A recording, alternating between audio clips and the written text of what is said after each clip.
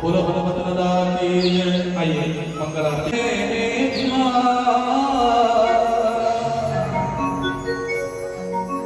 सरल पड़े कि लाज रखो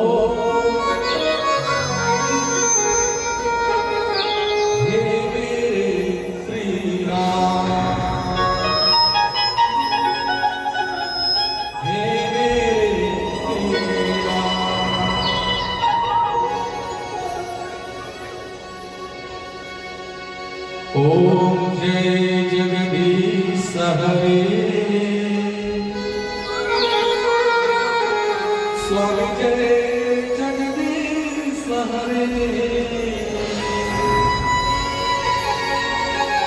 भक्त जनों के संकट दास जनों के संकट क्षण में दूर करे ओम जय जगदीश हरे ओम जय जगदीश हरे स्वामी जय जगदीश हरे भक्त जनों के संकट दास जनों के संकट क्षण में दूर करे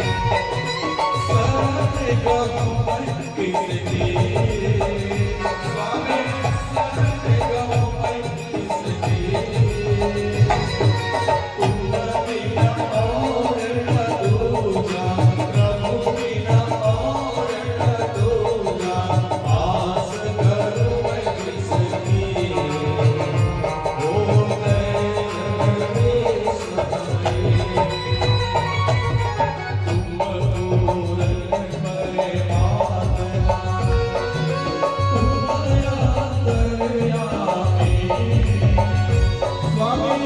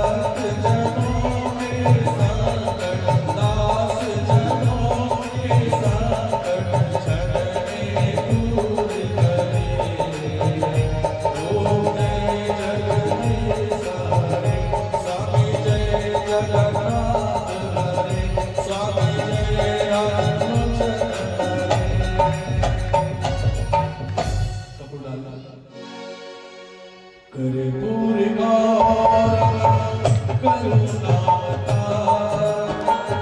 संसार सारम भुजगेन्द्रहारम सदा सदा धियामीते भावमाने सहितं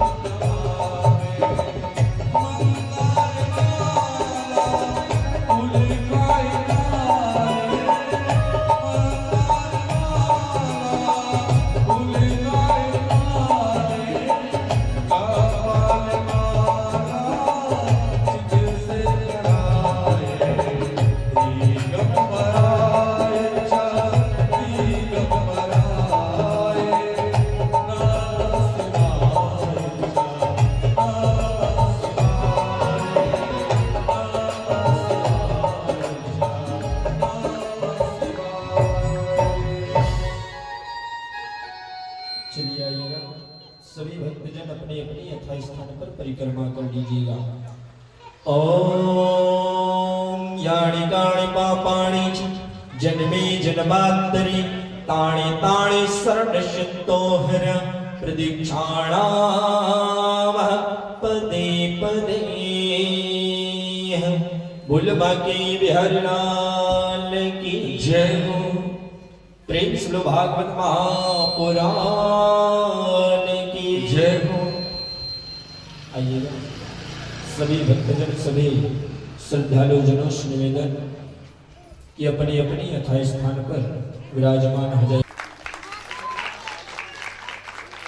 सभी माताओं से निवेदन, ये हमारे बोलिएगा सभी माताएं, राधे राधे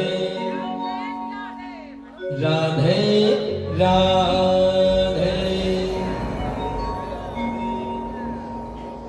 गजाननं भूतगणाधिसेवितं कपितजम्बो फलचारुभक्षणम्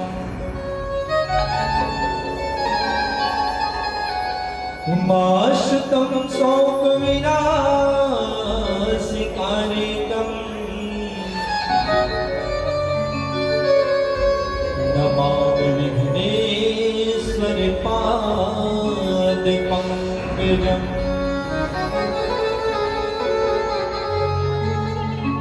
वक्रतुण्ड महाकाल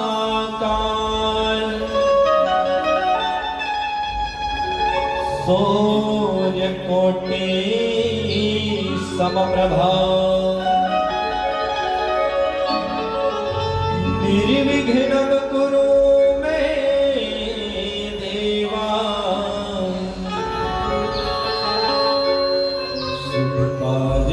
सुखकार्येषु सर्वदा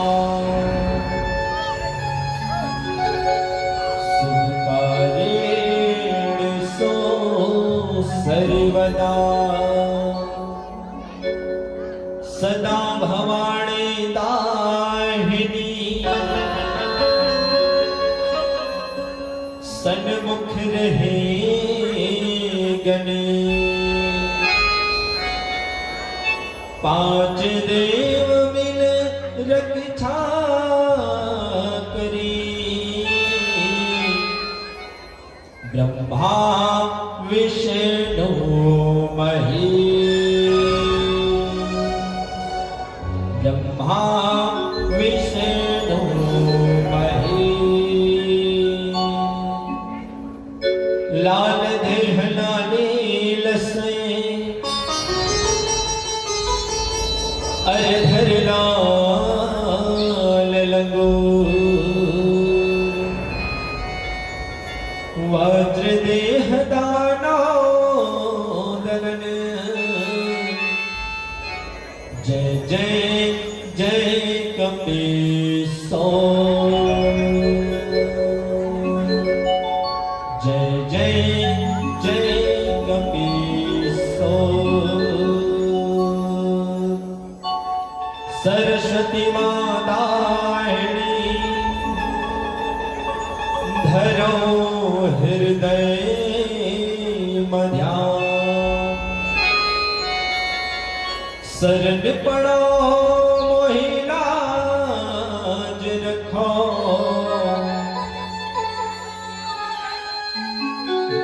वही मोहि ज्ञान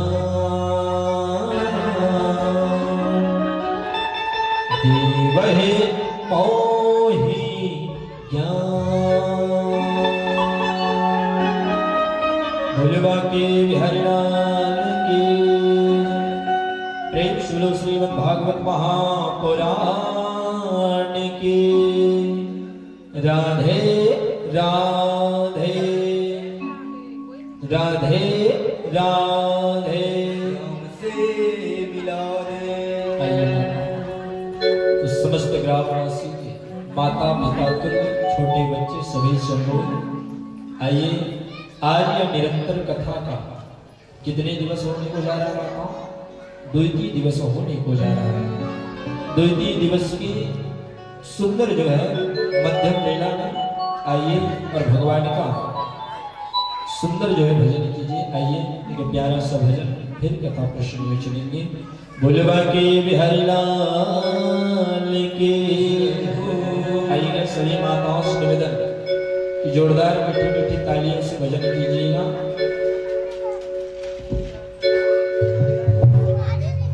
बोल लागे लाल की जय।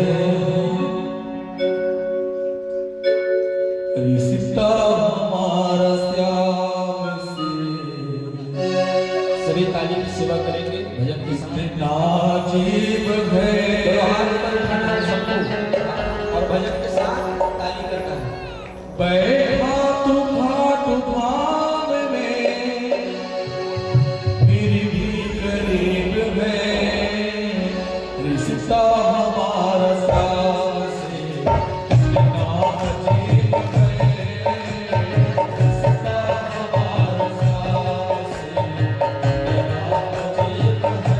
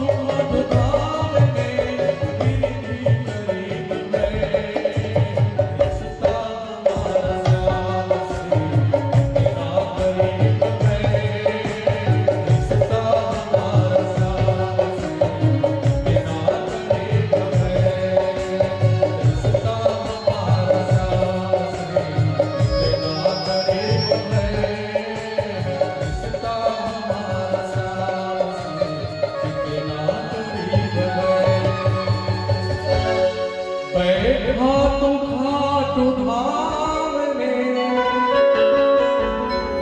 बैठा तो खाटू धाम में, फिर भी गरीब है रिश्ता हमारा श्याम से कितना अजीब है। गुरुदास राधे राधे। भूलबा के बिहरला लेंगे। तो आइए बताओ, आज सुंदरिया द्वितीय दिवस होने को जा रहा है। तो आज सुंदर सुखदेव मुनि महाराज कहने लगे, राजा परीक्षित, इस प्रकार जो है ध्रुव ने न जाने कितने पुण्य के काम किए जो भगवान को पा लिए। 5 वर्ष में ध्रुव ने भगवान को पा लिया। तो कहते हैं आज ध्रुव ऐसा काम किया जिससे भगवान प्रसन्न हो गए और उसके माता को सुंदर स्वर्ग ले गए। और आज राजा परीक्षित कहाँ बैठा हुआ है, कहाँ बैठा है माता? तो कहने लगे आनंद वन में बैठा हुआ है। सुंदर गंगा नदी के तट पर कथा कर स्नान कर रहे हैं भगवान की कथा का। और सुखदेव मुनि महाराज जी सुंदर कथा का स्नान करा रहे हैं। कहते हैं कथा सुनने से इंसान की दुख और व्यथा दूर होती है। अगर घर में सुख शांति चाहिए मेरे माताओं, तो अपने घर में साल या 6 महीने में एक बार कम से कम भगवान सत्यनारायण का पूजन कराना चाहिए। कौन कौन कराते हैं हाथ ऊपर कीजिए। अपने अपने घर में भगवान को पाना है और घर में सुख शांति वैभव लाना है, तो साल में 1 बार या 2 बार क्या कराना चाहिए? सत्यनारायण भगवान का पूजन कराना चाहिए। उससे क्या है, माता लक्ष्मी का आगमन होती है। और आज ठीक उसी प्रकार बताने लगे सुखदेव मुनि महाराज की राजा परीक्षित। एक बार सुंदर जो है स्वयंभू मनु महाराज सुंदर जैसे विवाह हुए तो उसके 5 संतान हुए माता। कितने हुए? 5 संतान हुआ। 5 संतान में सर्वप्रथम कौन था? प्रियव्रत। बड़ा पुत्र था प्रियव्रत। एक का नाम हुआ उत्तानपाद, जिसकी कथा आपने सुनी, उत्तानपाद की कथा। और कहते हैं 3 कन्या हुई। कितनी कन्या हुई माताओं? 3 कन्या हुई। तीनों कन्या का नाम बताने लगे। कहने लगे क्या? आहुति हुआ, देहूति हुआ और प्रसूति हुआ। 3 कन्या हुई माता। सुंदर जैसे जन्म हुए, सुंदर बधाई देने के लिए ब्रह्मा जी आए। ब्रह्मा जी को कौन कौन देखे? हाथ ऊपर कीजिए। कौन कौन देखे ब्रह्मा जी? कहते हैं ब्रह्मा जी को कोई नहीं देखे। हम कौन से युग में जी रहे हैं? कलयुग में। और कलयुग केवल नाम पर आधार होता है। आज सुंदर जो है कहने लगे कि सुंदर सभी देवी देवताएं आए। 33 कोटि देवी देवताएं आमंत्रण सुंदर गए, आए सुंदर बधाई दे रहे हैं कि बधाई हो। माता शत्रुपा को बधाई दे रहे हैं कि माता आपके घर में स्वयं जो है 3 माताएं आए हैं, 2 पुत्र आया है। और आज सुंदर जो है आहुति का विवाह जैसे विवाह योग्य हुए। कहते हैं जब कोई भी पुत्र या पुत्री विवाह के योग्य हो जाए मेरे माताओं, तो उस समय जो है माता पिता को टेंशन लगी रहती है कि हमारे पुत्र का विवाह करेंगे, हमारी पुत्री का विवाह करेंगे। आज वैसे सुंदर जो है बार बार जो है विनम्र कर रहे हैं, सोच रहे हैं, चिंतन कर रहे हैं स्वयं मनु महाराज कि मेरी पुत्रियों का विवाह करना है। और आज करदम जी महाराज का उत्पत्ति कहां से हुआ? तो कहते हैं ब्रह्मा जी के छाया से उत्पन्न हुआ है। ब्रह्मा जी के छाया से उत्पन्न हुआ और उत्पन्न होने के बाद सुंदर जो है आज उसका विवाह किसके साथ कर रहे हैं? माता आहुति के साथ कर रहे हैं। जैसे विवाह हुआ दोनों ने अखंड तपस्या की है भगवान को पाने के लिए। भगवान को पाने के लिए क्या की? तपस्या की। और आज हर इंसान धन पाने के लिए कठोर मेहनत करते हैं। कहते हैं क्या करोगे इतना धन लेकर के? धन कोई काम नहीं आता है। इंसान पूरी जीवन लगा देता है धन कमाने के लिए। पूरी जीवन लगाता है। कहते हैं बचपना आया खेल खा करके बिता दिए, जवानी आई ऐश और आराम में बिता दिए, और जैसे बुढ़ापा आया तो लाठी पकड़ के चलना सिखा दिया। कहते हैं कि आज सुंदर जो है वही बार बार उसको मन में खटक रहे कि एक का तो विवाह हो गया लेकिन बाकी दो बच्चे हैं, बाकी दो बच्चे हुए। और आज पुनः ही जैसे तपस्या किए करदम जी महाराज और माता आहुति, भगवान प्रसन्न हो गए, चतुर्भुज रूप में दर्शन दिए, चतुर्भुज रूप में दर्शन दिए भगवान। और जैसे ही दर्शन दिए तो सुंदर जो है वहां कहने लगे कि प्रभु आपके चरणों में क्या है? कोटि कोटि प्रणाम है, नमन है। भगवान कहने लगे प्रभु क्या मांगना चाहते हो? कहने लगे प्रभु आपको पुत्र रूप में पाने की इच्छा है। कौन से रूप में? पुत्र रूप में पाना चाहते हैं। भगवान फंस गया वचन में। कहने लगा ये तो मस्तु तथास्तु, हम आपके यहाँ पुत्र रूप में आएंगे। समय बीतने लगा माता, और जैसे ही समय बीता तो सुंदर जो है वहां पर 1 माह 2 माह होने लगे, गर्भ धारण कर लिए माता, और स्त्री पुरुष का जोड़ा प्रकट हुआ। कई बार कहते हैं महाराज जी हमारे यहाँ जुड़वा बच्चा है, वैसे सुंदर जुड़वा बच्चा उत्पन्न हुए। भगवान जो है और आज समय बीतने लगे, युवा हो गए, भगवान ने सुंदर विवाह हो गया, दक्षिणा से यज्ञ नाम पड़ा। और आज वहीं पर सुंदर जो है भगवान जी बार बार उसको निमंत्रण कर रहे हैं कि आज क्या करना है? भगवान की यज्ञ करना है। पहले जमाने में यज्ञ होते हैं। कहते हैं कि इंसान जो है कितना भी भगवान को खोआ मिठाई रुपया धन चढ़ा दे, लेकिन भगवान उसे अर्पण नहीं करते हैं। भगवान अर्पण किसे करते हैं? यज्ञ को करते हैं।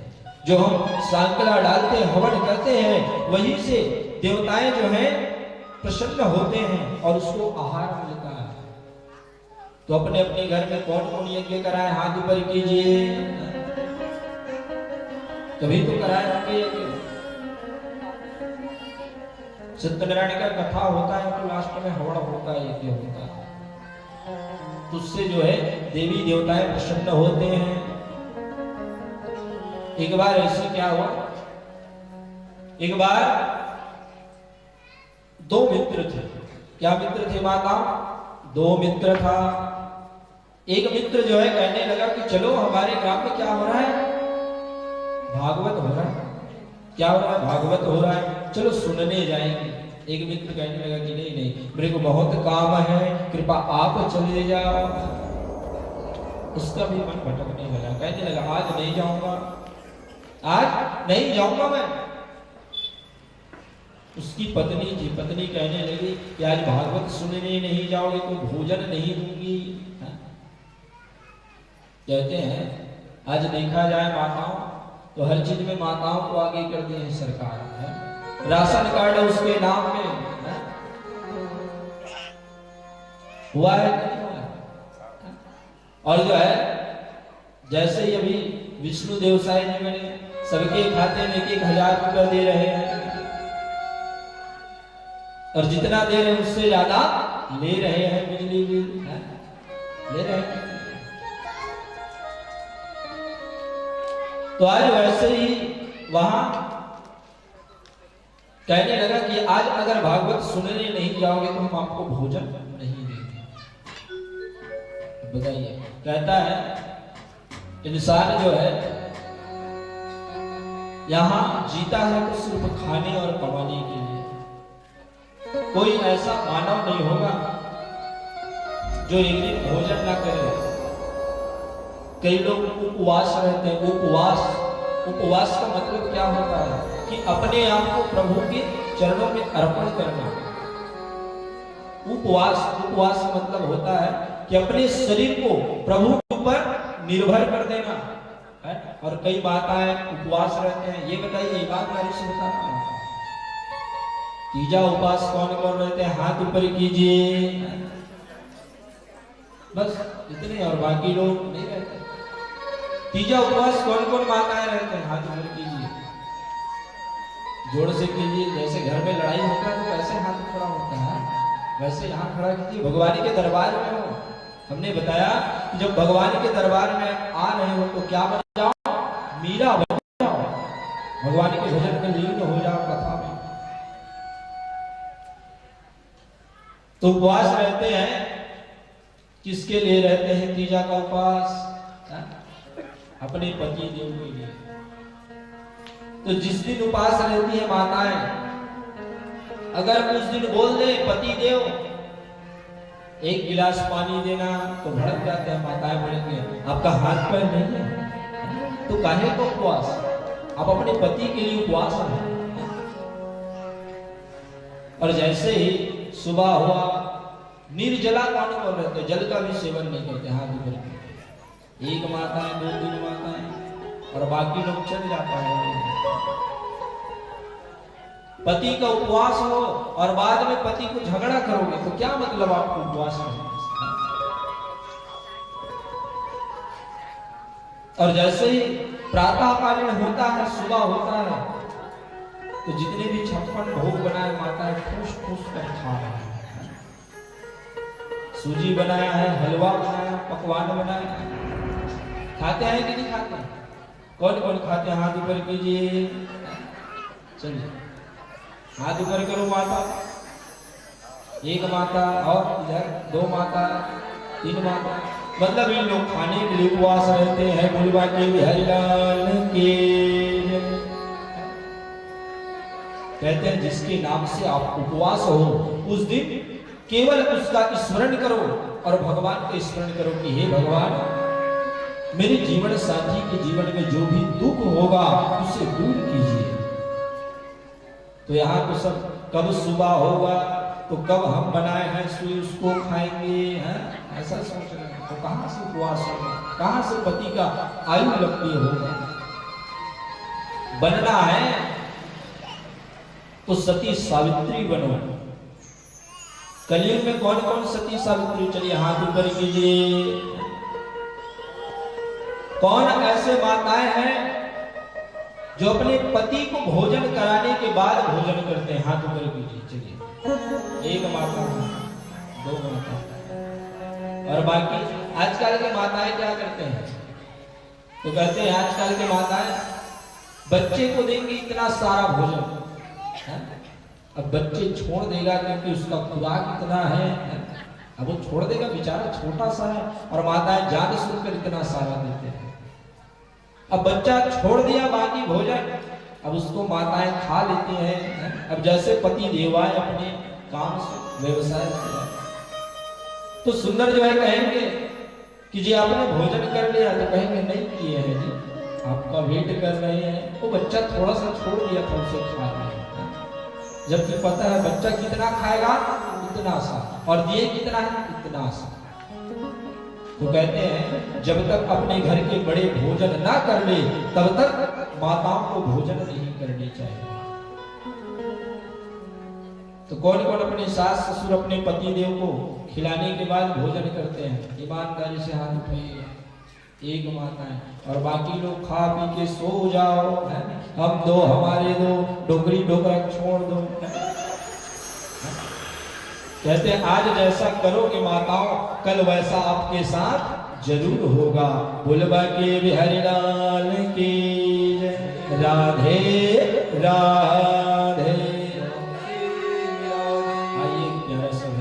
फिर कथा प्रसंग सुनेंगे। और सभी माताओं से निवेदन, जब भी भजन होता है तो सुंदर ताली की सेवा करेंगे। चलिए आइए प्यारा सा भजन।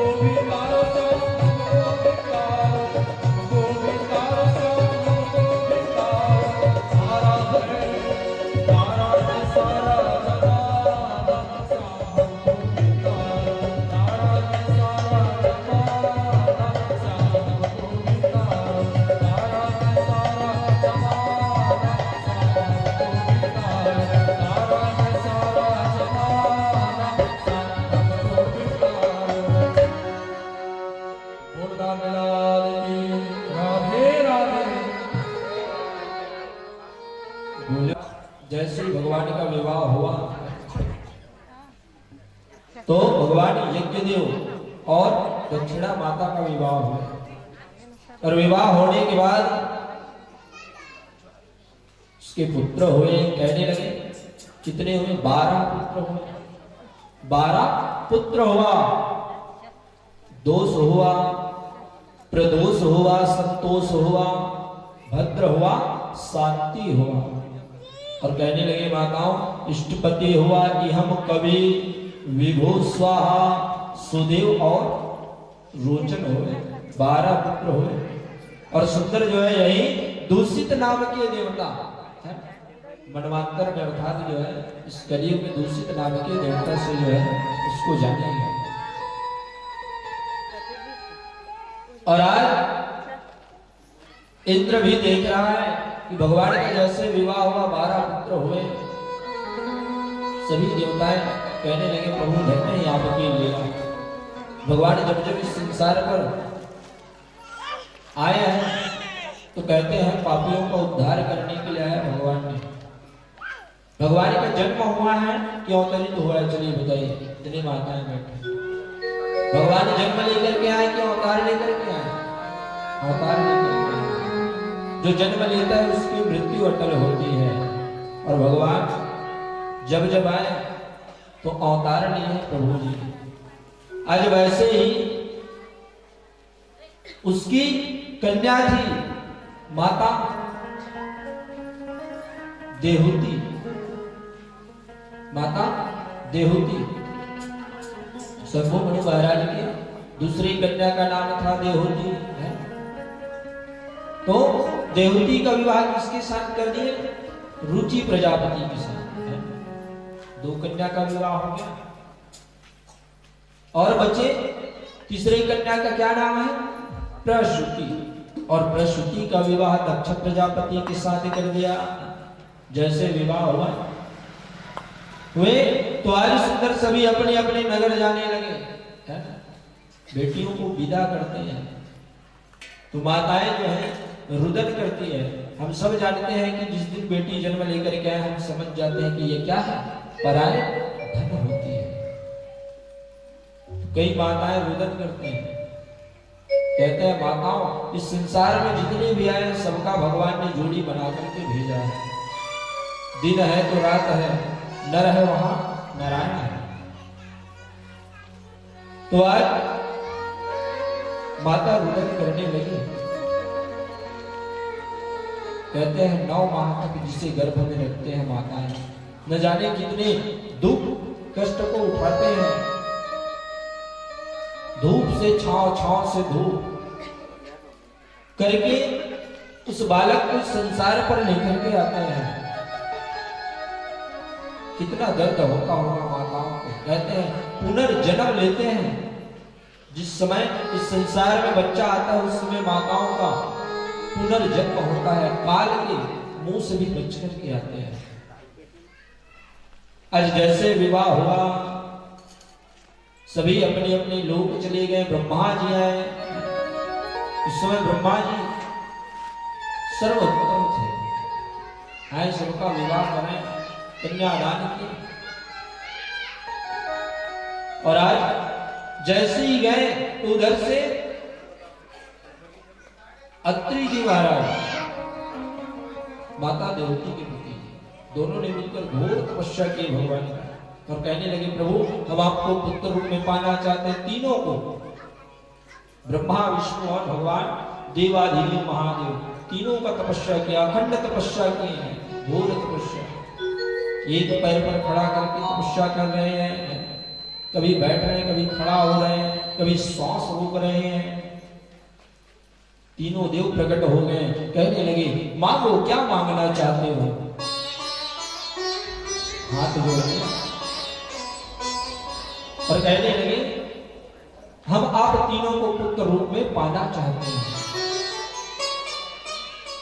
तीनों देवताएं आशीर्वाद दिए। कहने लगे एवं अस्तु तथा अस्तु। आज से ठीक 9 माह बाद हम आपके यहाँ आगमन होगा। भगवान जी का अवतार हुआ भगवान ब्रह्मा के अंश से चंद्रमा जी को पाए और विष्णु के अंश से दत्तात्रेय को पाया और भगवान शिव के अंश से दुर्वासा ऋषि को प्राप्त किए। दुर्वासा ऋषि जो बहुत क्रोधी थे, कई इंसान बहुत क्रोधी रहते हैं कि नहीं रहते? 5 तत्व का यह शरीर है, 5 तत्व हमारे शरीर में काम करता है। हमारे शरीर 5 तत्व से बने हैं। कौन कौन से हैं? आग है, वायु, पानी, आकाश और यह धरती। जब हम क्रोध करते हैं तो हमारा शरीर में आग उत्पन्न होता है, अग्नि अपना प्रकोप दिखाता है। और जब हम प्रेम से बात करते हैं तो वायु जो है अपना प्रकोप दिखाता है। और जब हम कोई गलती को मान लेते हैं तो सर को नीचे झुका देते हैं, वह धरती अपना प्रकोप दिखाता है। और कई बार इंसान गरज के बात करता है, सीना चौड़ा कर लेता है, वह आकाश अपना प्रकोप दिखाता है। और कई बार हम इतनी प्रेम से बात करते हैं कि सामने वाले का मन जीत लेते हैं, तो वह जल के समान, तरातल के समान प्रकोप दिखाता है। तो यह पंच तत्व का शरीर एक दिन पंच तत्व में मिल जाता है। तो हमने पूछे थे कि सुंदर जो है, दो जो है मित्र थे। एक कहने लगा भागवत सुनने जाना है, तो माता जी करने कि नहीं आज भोजन नहीं मिलेगा अगर आप गए। तो आज वह चला गया भागवत सुनने के लिए। अब जैसे ही आया तो महाराज जी बोले आइए, आइट साइड देखा हुआ आया, कहने लगा मेरे को बुला रहा है। आ गया सामने। थोड़ी देर बाद आरती वगैरह हुए, महाराज जी कहने लगे बैठिए। आदमी इधर उधर देखने लगा, कहने लगा मेरे को बैठने बोल रहा है, मेरे को बैठने बोल रहा है। बैठ गया। अब जैसे ही बैठा कथा चालू हुआ पंडित जी का। क्या चालू हुआ माता? कथा चालू हुआ। अब उसको नींद आ गया। कई लोग यहाँ देखते रहते हैं गलती से, कई लोग जमा रहे हैं, कई लोग नींद भाग रहे हैं। कहते हैं जो कथा श्रवण पान करके सोता है, अगले जन्म में अजगर का जन्म लेकर के आता है। तो जिनको अजगर बनना है उन लोग कान पे सो जाओ। तो आज जो है सो गया वह बेचारा। अब जैसे ही सोया, थोड़ी देर बाद आंख खुली, कथा समाप्त हो गया। पंडित जी बोलने लगे जाइए। क्या बोले? जाइए। घर गया, प्रसाद वगैरह लेकर के शाम हो गई, रात हो गई। उसकी पत्नी बोली कि क्या मिला भागवत सुन करके? आप गए थे भागवत सुनने, हम भेजे थे, कुछ ज्ञान की बात मिले? कुछ ज्ञान की बात मिला आपको? दिन भर आप इधर उधर विचरण करते हैं, घूमते हैं, तो आज भागवत सुनने गए तो क्या मिला? तो वो वैद्य कहने लगा क्या मिलेगा? हम जैसे ही गए, महाराज जी बोले आइए, थोड़ी देर बाद बोले बैठिए, थोड़ी देर बाद बोले जाइए। 3 चीज मिला, आइए, बैठिए और जाइए। अब रात को नींद आया बेचारे को, बड़बड़ाने लगा नींद में, आइए, बैठिए, जाइए, बड़बड़ा रहा है नींद में। कई लोग नींद में बड़बड़ाते हैं, कई लोग को तो नींद में चलने की भी वाली रहती है। तो वैसे ही बड़बड़ा रहा है वह बेचारा नींद में कि महाराज जी बोले हैं आइए, बैठिए और जाइए। अचानक उसी दिन उसके घर में कोई चोर आ गया। अब इधर नींद में बड़बड़ा रहा है आइए। चोर समझ गया मेरे को देख लिया, अब मेरा कोई खैर नहीं है, जाना पड़ेगा। चोर आकर के देख रहा है, थोड़ी देर बाद नींद में बड़बड़ाया बैठिए। चोर समझ गया यह देख लिया है, भैया बैठना पड़ेगा। बैठ गया चोर।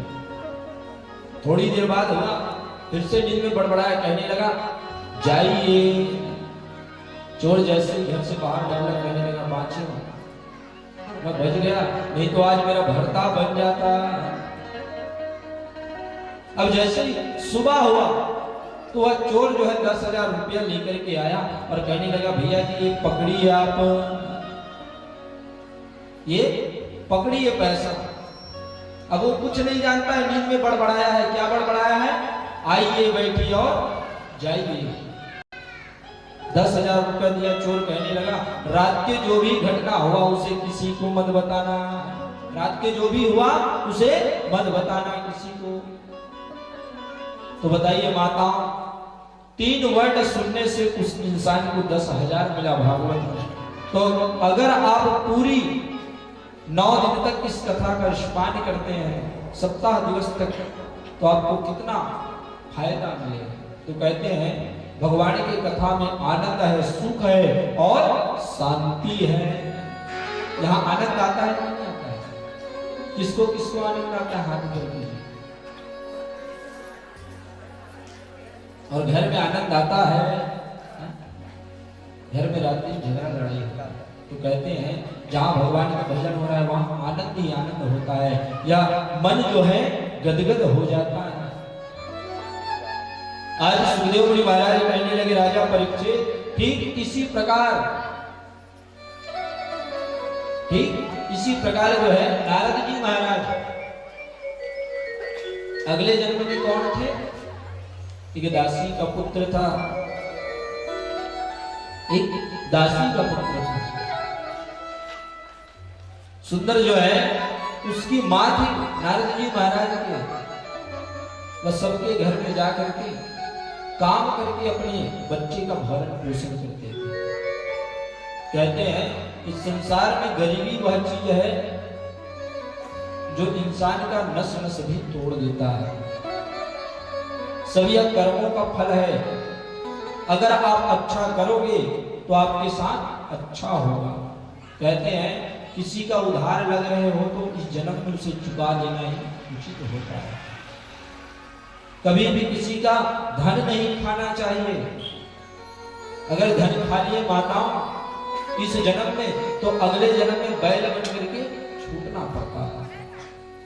तो यहाँ जितनी माताएं बैठे हैं, भैया बैठे हैं, किसी दुकान का 5 रुपया भी लग रहे होंगे तो वापस कर देंगे। करोगे कि नहीं करोगे? अगर बैल जन्म से बचना है माताओं, तो कहते हैं इस जन्म में किसी की धन को खा करके मत इस संसार से विदा होना। भगवान जैसे अपने कर्म से नहीं बच सके, वो तो भगवान थे, तो हम तो मनुष्य हैं। भगवान के बनाए हुए हाथ के कटकटी नहीं है, हम कैसे बच सकते हैं? भगवान राम को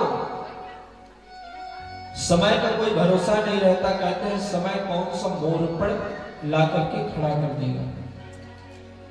एक रात हुई जिसमें सब विचार किए कि कल प्रातः ही भगवान राम को क्या बनाया जाएगा?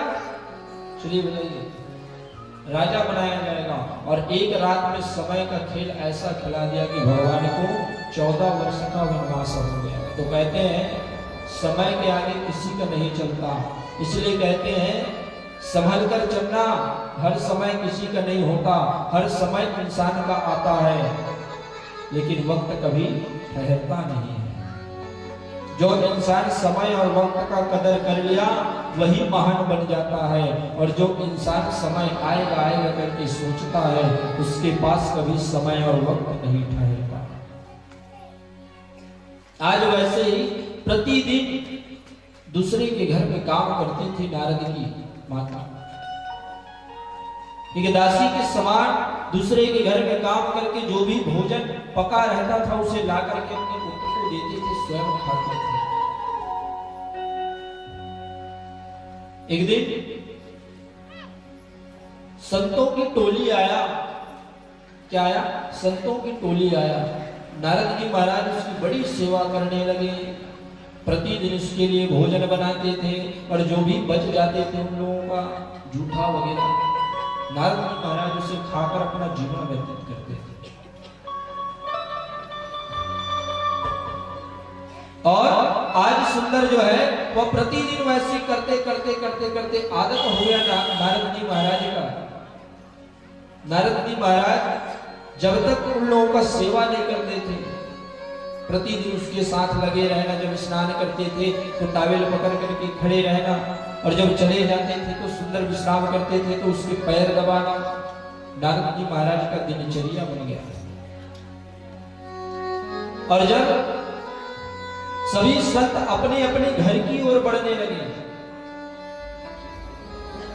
एक माह 2 माह के लिए संतों की टोली आता है, जैसे जय गंगान वाले लोग आते हैं, कुछ दिन रहते हैं और फिर चले जाते हैं, वैसे ही संतों की टोली जब जाना चालू किए तो नारद जी महाराज बहुत रुदन करने लगे, कहने लगे हमें भी आपके साथ लेकर के चलो, क्योंकि दिनचर्या बन गया था।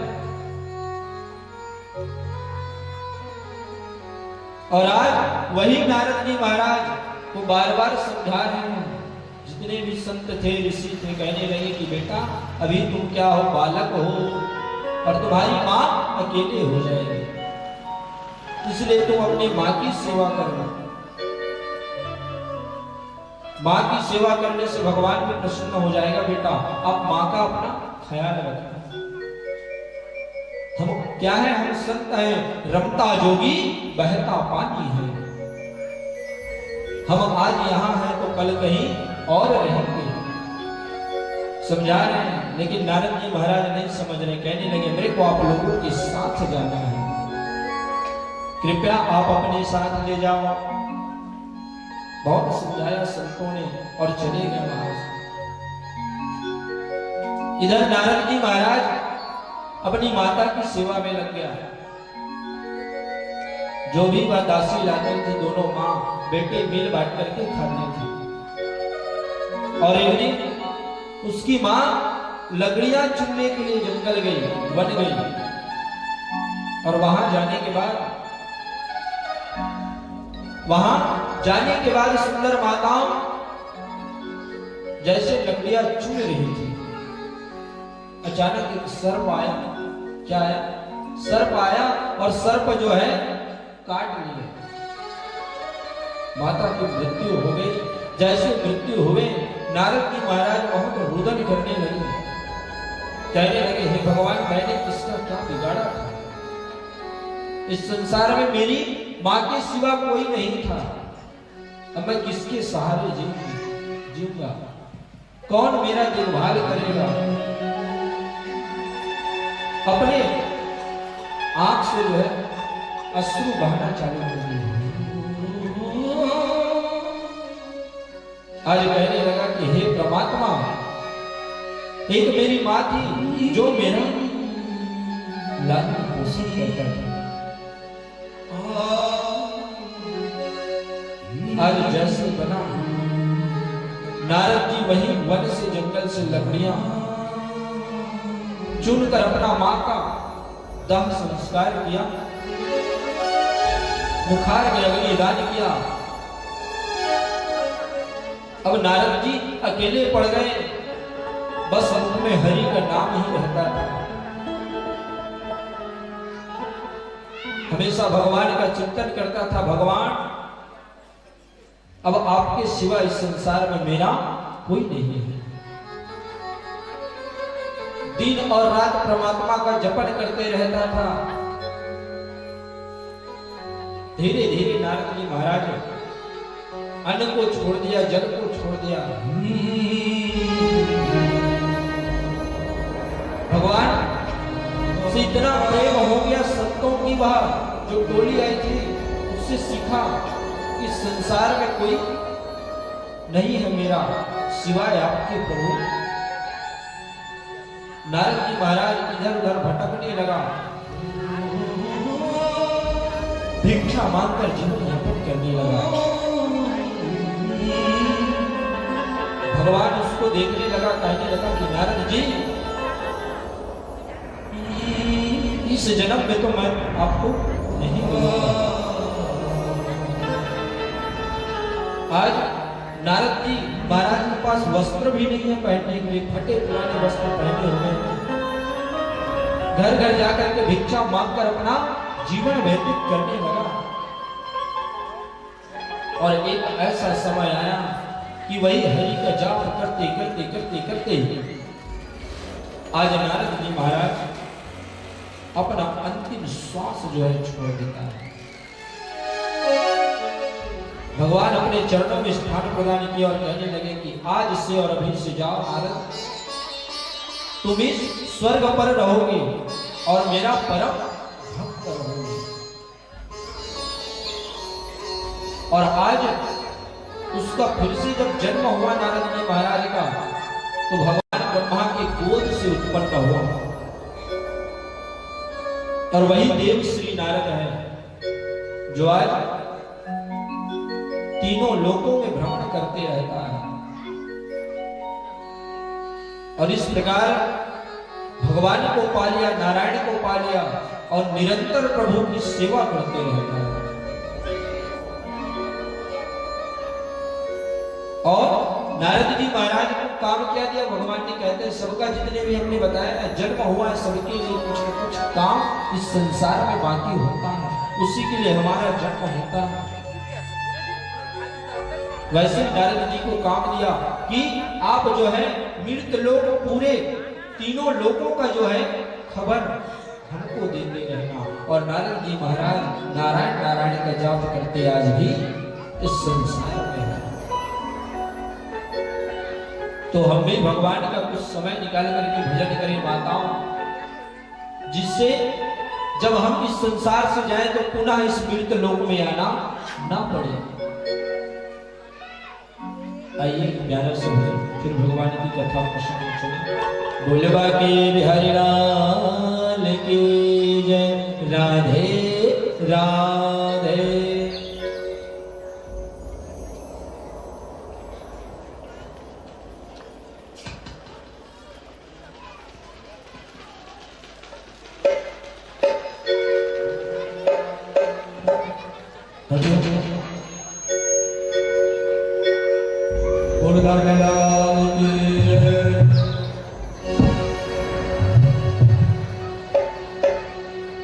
अगर श्याम सुंदर का सवारा न होता तो दुनिया में कोई हमारा न होता। अगर श्याम सुंदर का सवारा न होता तो दुनिया में कोई हमारा न होता। अगर श्याम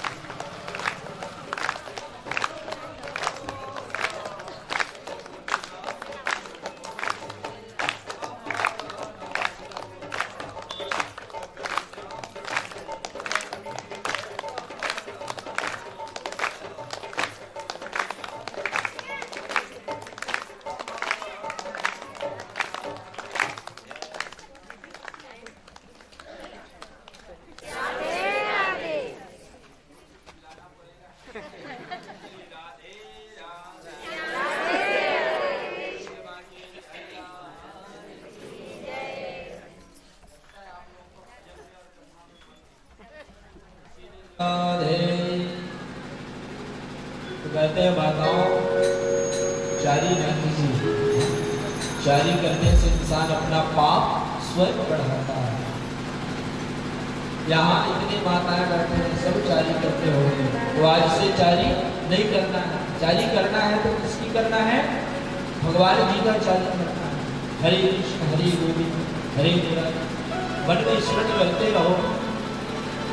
तो कई माताएं जैसे यहाँ से जाएंगे तो बोलेंगे उसकी बहू इतना गहना पहन के आई थी, फिर घर में जाके अपने पति देव को लड़ना चालू कर देंगे। पति देव तो कोई कहेंगे। आजकल तो नाम भी ले देते हैं अपने अपने पति का। कौन कौन नाम लेते हैं? हाथ ऊपर के कहते हैं माताओं, कभी अपने पति का नाम नहीं लेना चाहिए। हमने बताया ना, कसम खाने से और पति का नाम लेने से आयु घटती है। जो माताएं अपने पति की निंदा करती है, जारी करती है, चुगली करती है, वह अंत में जो है अकेले पड़ जाती है। उसके पति को छोड़ करके भगवान को ध्यान रखता है। और जो माताएं प्रतिदिन अपने पति का सेवा करता है वह सुहागन रहता है। तो कभी भी चारी न कीजिए। कहते हैं सुख जीवन का दो पहलू है। हमने बताया ना, कितना भी दुख पालो लेकिन अपने पति का घर नहीं छोड़ना चाहिए। अगर हर माँ ये कहे कि बेटी यहाँ से तुम्हारा डोली उठ रही है और तुम्हारे ससुराल से तुम्हारा अर्थी उठना चाहिए। हर माँ अगर अपने बेटी को कहे कि बेटी आज से हम क्या है, पराये हैं, तुम्हारे माता पिता कौन है? आपके सास ससुर है, तो किसी का घर नहीं टूटेगा।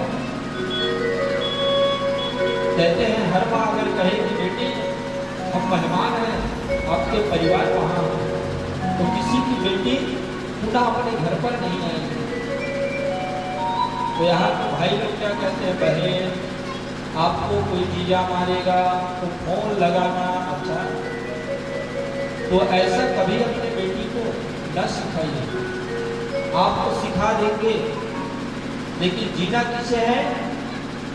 जो विवाह करके जाएगी कन्याओं से। तो कहते अपने पुत्र या पुत्री को अच्छा संस्कार दो, सबका घर चलेगा। कभी अपने परिवार का बुराई मत करो। और आज सुखर सुखदेव जी महाराज कहने लगे, राजा परीक्षित उसका पुत्र हुआ शंभुमनु महाराज का पहला पुत्र कौन था? प्रियव्रत। तो प्रियव्रत राजा जो है बहुत ही प्रतापी राजा था। प्रियव्रत राजा भई किए सप्त भूभाग, सात समुद्र निर्माण किए, जीते सब नर भाग।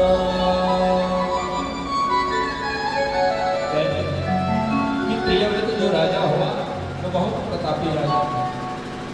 हमेशा जो भगवान जगदीश्वर की पूजा करता था, भगवान नारायण। उसके पिता ने आदेश दिया शंभुमनु महाराज ने कि जाओ बेटा और अपने जैसे बहु प्रजा उत्पन्न करो। इस सृष्टि को प्रजा की चाहत है। तो आज जो है भगवान को पाने के लिए वह भी माया मोह से दूर चले गए। सुंदर उसके गुरु हुए नारद जी महाराज। नारद जी महाराज उसको समझाए, कहने लगे कि हे राजन, इस संसार में इंसान को माया मोह में फंसना जरूरी होता है। गृहस्थ आश्रम भी एक जीवन का हिस्सा होता है। आज फिर भी नहीं मान रहा है। ब्रह्मा जी आ गए, कहने लगे बेटा काम क्रोध मद लोभ ही माया मोहवत सुजान। कहने लगे बेटा इंसान 6 चीजों से कभी नहीं भग सकता। इंसान कितना भी भगना चाहे लेकिन माया मोह कभी पीछे उसके जो है नहीं छोड़ता। कहते हैं माताओं, इंसान चाहे अपने परिवार से भग जाए लेकिन माया मोह नहीं छोड़ता। या छह ब्रह्मा जी समझाने लगे कि बेटा, काम क्रोध मत लोभ ही माया, ये मनुष्य के अंदर विकार होते हैं। चाहे इंसान कितना भी भगने की कोशिश करे लेकिन यह छह चीज से कभी नहीं भग सकता। बार बार समझा रहे ब्रह्मा जी कि बेटा, इस संसार में जो जन्म लेता है वह गृहस्थ आश्रम में फंसना है। कई लोग माताएं कहते हैं कि बेटा, जब तुम्हारा विवाह होगा, शादी होगा, तब तुम्हें जिम्मेदारी की एहसास होगा। और सत्य बात है, जब तक हम एक युवा की जिंदगी जी रहे हैं तब तक कोई टेंशन नहीं रहता।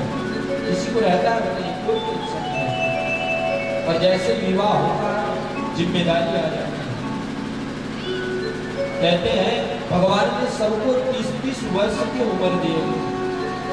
भगवान ने, ब्रह्मा जी ने जब सृष्टि का रचना किए और जितने भी जीव बनाए सबको 30-30 वर्ष दिए। कहने लगे कि जाओ 30 वर्ष हम दिए,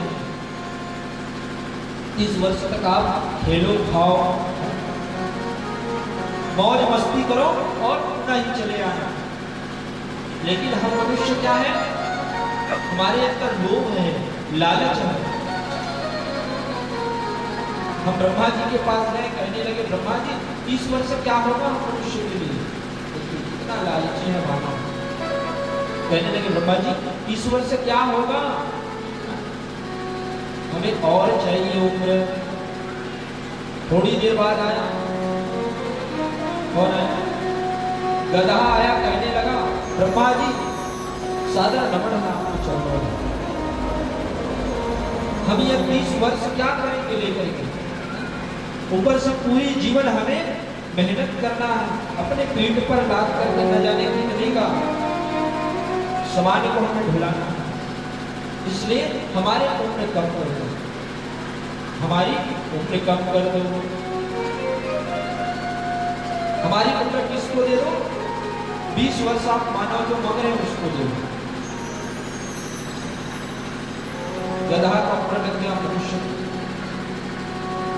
थोड़ी देर बाद बैल आया, कहने लगे कि ब्रह्मा जी हमारी भी उम्र कम कर दो, हम पूरी जीवन जो है मेहनत मजदूरी करेंगे, यह शरीर थक जाएगा, इस उम्र बहुत है। हमारी भी 20 वर्ष किसको दे दो, मनुष्य को दे दो। ब्रह्मा जी कहने लगे अब ठीक है, गधे का उम्र दे दिया, बैल का उम्र दे दिया। मनुष्य को पूछने लगे अब ठीक है, मनुष्य कहने लगा नहीं नहीं नहीं और चाहिए। क्या होगा हमारे लिए, क्या होगा 70 वर्ष। ब्रह्मा जी और दे दो। थोड़ी देर बाद जो है उल्लू आया, कहने लगे ब्रह्मा जी एक काम करो, हमारी भी उम्र कम कर दो। क्यों? ब्रह्मा जी पूछे क्यों, आप तो मस्त गगन में उड़ोगे, स्वतंत्र हो आपको पक्षी, क्यों? कहने लगे ब्रह्मा जी जो आपने सृष्टि बनाई है उसे हम दिन में देख ही नहीं पाएंगे, क्या मतलब? जब रात होगी तब हम देख पाएंगे, क्या मतलब? ऐसी जिंदगी तो इसलिए हमारी भी 20 वर्ष उस मानव को दे जो हो गए। ब्रह्मा जी कहने लगे अब खुश हो मानव, कहने लगा नहीं और चाहिए। थोड़ी देर बाद कुत्ता आया, कहने लगा ब्रह्मा जी क्षमा, हमारी भी उम्र कम कर दो, सब हमें मारेंगे पीटेंगे, जूठा काटा खाता हम जीवन जिएंगे, इसलिए हमारी भी उम्र मानव को दे दो। 20 वर्ष फिर मनुष्य को दे दिए। अब लास्ट में आया कौन, चलिए बताइए, बंदर। बंदर आए, कहने लगे ब्रह्मा जी हमारी भी उम्र कम कर दो। बोले क्यों? कहने लगा नहीं, हम बंदर हैं और पूरी जीवन हमें एकांत में बसाना पड़ेगा, जंगल वंगल में रहना पड़ेगा, जो मिलेगा उसको खाएंगे, नहीं मिलेगा तो भूखे भूखे रहेंगे और लोग हमें मारेंगे, इससे अच्छा हमारी भी उम्र कम कर दो। अब मनुष्य को दे दिए, बंदर की भी आयु दे दिया, तो आखिर इन सब आयु हमारे अंदर काम कैसे करता है? 30 वर्ष तक मनुष्य पूरी जीवन आराम से जीता है, ना टेंशन रहती है, ना कोई चीज होने की रहती है। अब जैसे ही बैल का उम्र लगता है माताओं, इंसान मेहनत करना चालू कर देता है, काम काज में ध्यान देता है। उसके बाद जैसे ही बाल गोपाल आए, बच्चे आए, तो क्या करते हैं? इस बच्चे को अपनी पीठ पर लाद करके घुमाते हैं, गधे की तरह घुमाते हैं। अब उसके बाद जैसे ही बच्चे बड़े हो गए हैं, तब आता है क्या? कुत्ते का उम्र, कुत्ते का उम्र आता है। बच्चे बड़े हो गए, जवान हो गए बच्चे, अब हम भोगते रहेंगे, ये मत करो वो मत करो, लेकिन बच्चे अपने हिसाब से चलेंगे। कुत्ते की उम्र चालू हो जाती है मनुष्य के अंदर, हम भोगते रहते हैं कि बेटा ये मत करो वो मत करो, लेकिन कहाँ मानेगा? वो तो अपने हिसाब से चलेगा, है ना? ये है कुत्ते की उम्र। अब आया बंदर का उम्र। अब बोलोगे महाराज जी हम लोग तो 2-3 बस सुने थे, आप तो 55 बता दिए। कई लोग कितने सुने हैं? बैल, गधा और कुत्ते का 3 सुना है, लेकिन 2 आयु और बताया है शास्त्र में। तो कहते हैं बंदर, बंदर का जैसे ही उम्र लगता है तो हम क्या करते हैं? जैसे ही नाती पोते आए तो हम टाइम पास करना चालू कर देते हैं। अपने नाती के लिए गधे घोड़े भी बन जाते हैं, कहते हैं कि जैसे बंदर मदारी के सामने नाचता है, वैसे हम अपने नाती पोते के सामने नाचना चालू कर देते हैं। बोलेगा दादा यहाँ जाना है, उसके लिए घोड़ा भी बनना पड़ जाता है। तो ये है बंदर की उम्र। एक मदारी जैसे नचाता है ना बंदर को, वैसे हम अपने पोते पोतियों के प्यार में बंदर बन के नाचते हैं। यह है बंदर की उम्र। अब आता है उल्लू का उम्र। तो कहते हैं जैसे ही हमारा शरीर 10 इंद्रिय काम करना छोड़ देता है, धीरे धीरे इंसान देखना सुनना भी बंद कर देता है। यह है उल्लू की उम्र। कई माताएं, कई हमारे दादाएं, हम सबको भी एक दिन वही खाट पर पचना है। कई लोग कहते हैं ना, यह वृद्ध हो गया, श्याम हो गया, इसे दिखाई नहीं देता है, उनसे नहीं दिखता है, तो आजकल आँख का ऑपरेशन कराते हैं लोग। ये उल्लू की उम्र है।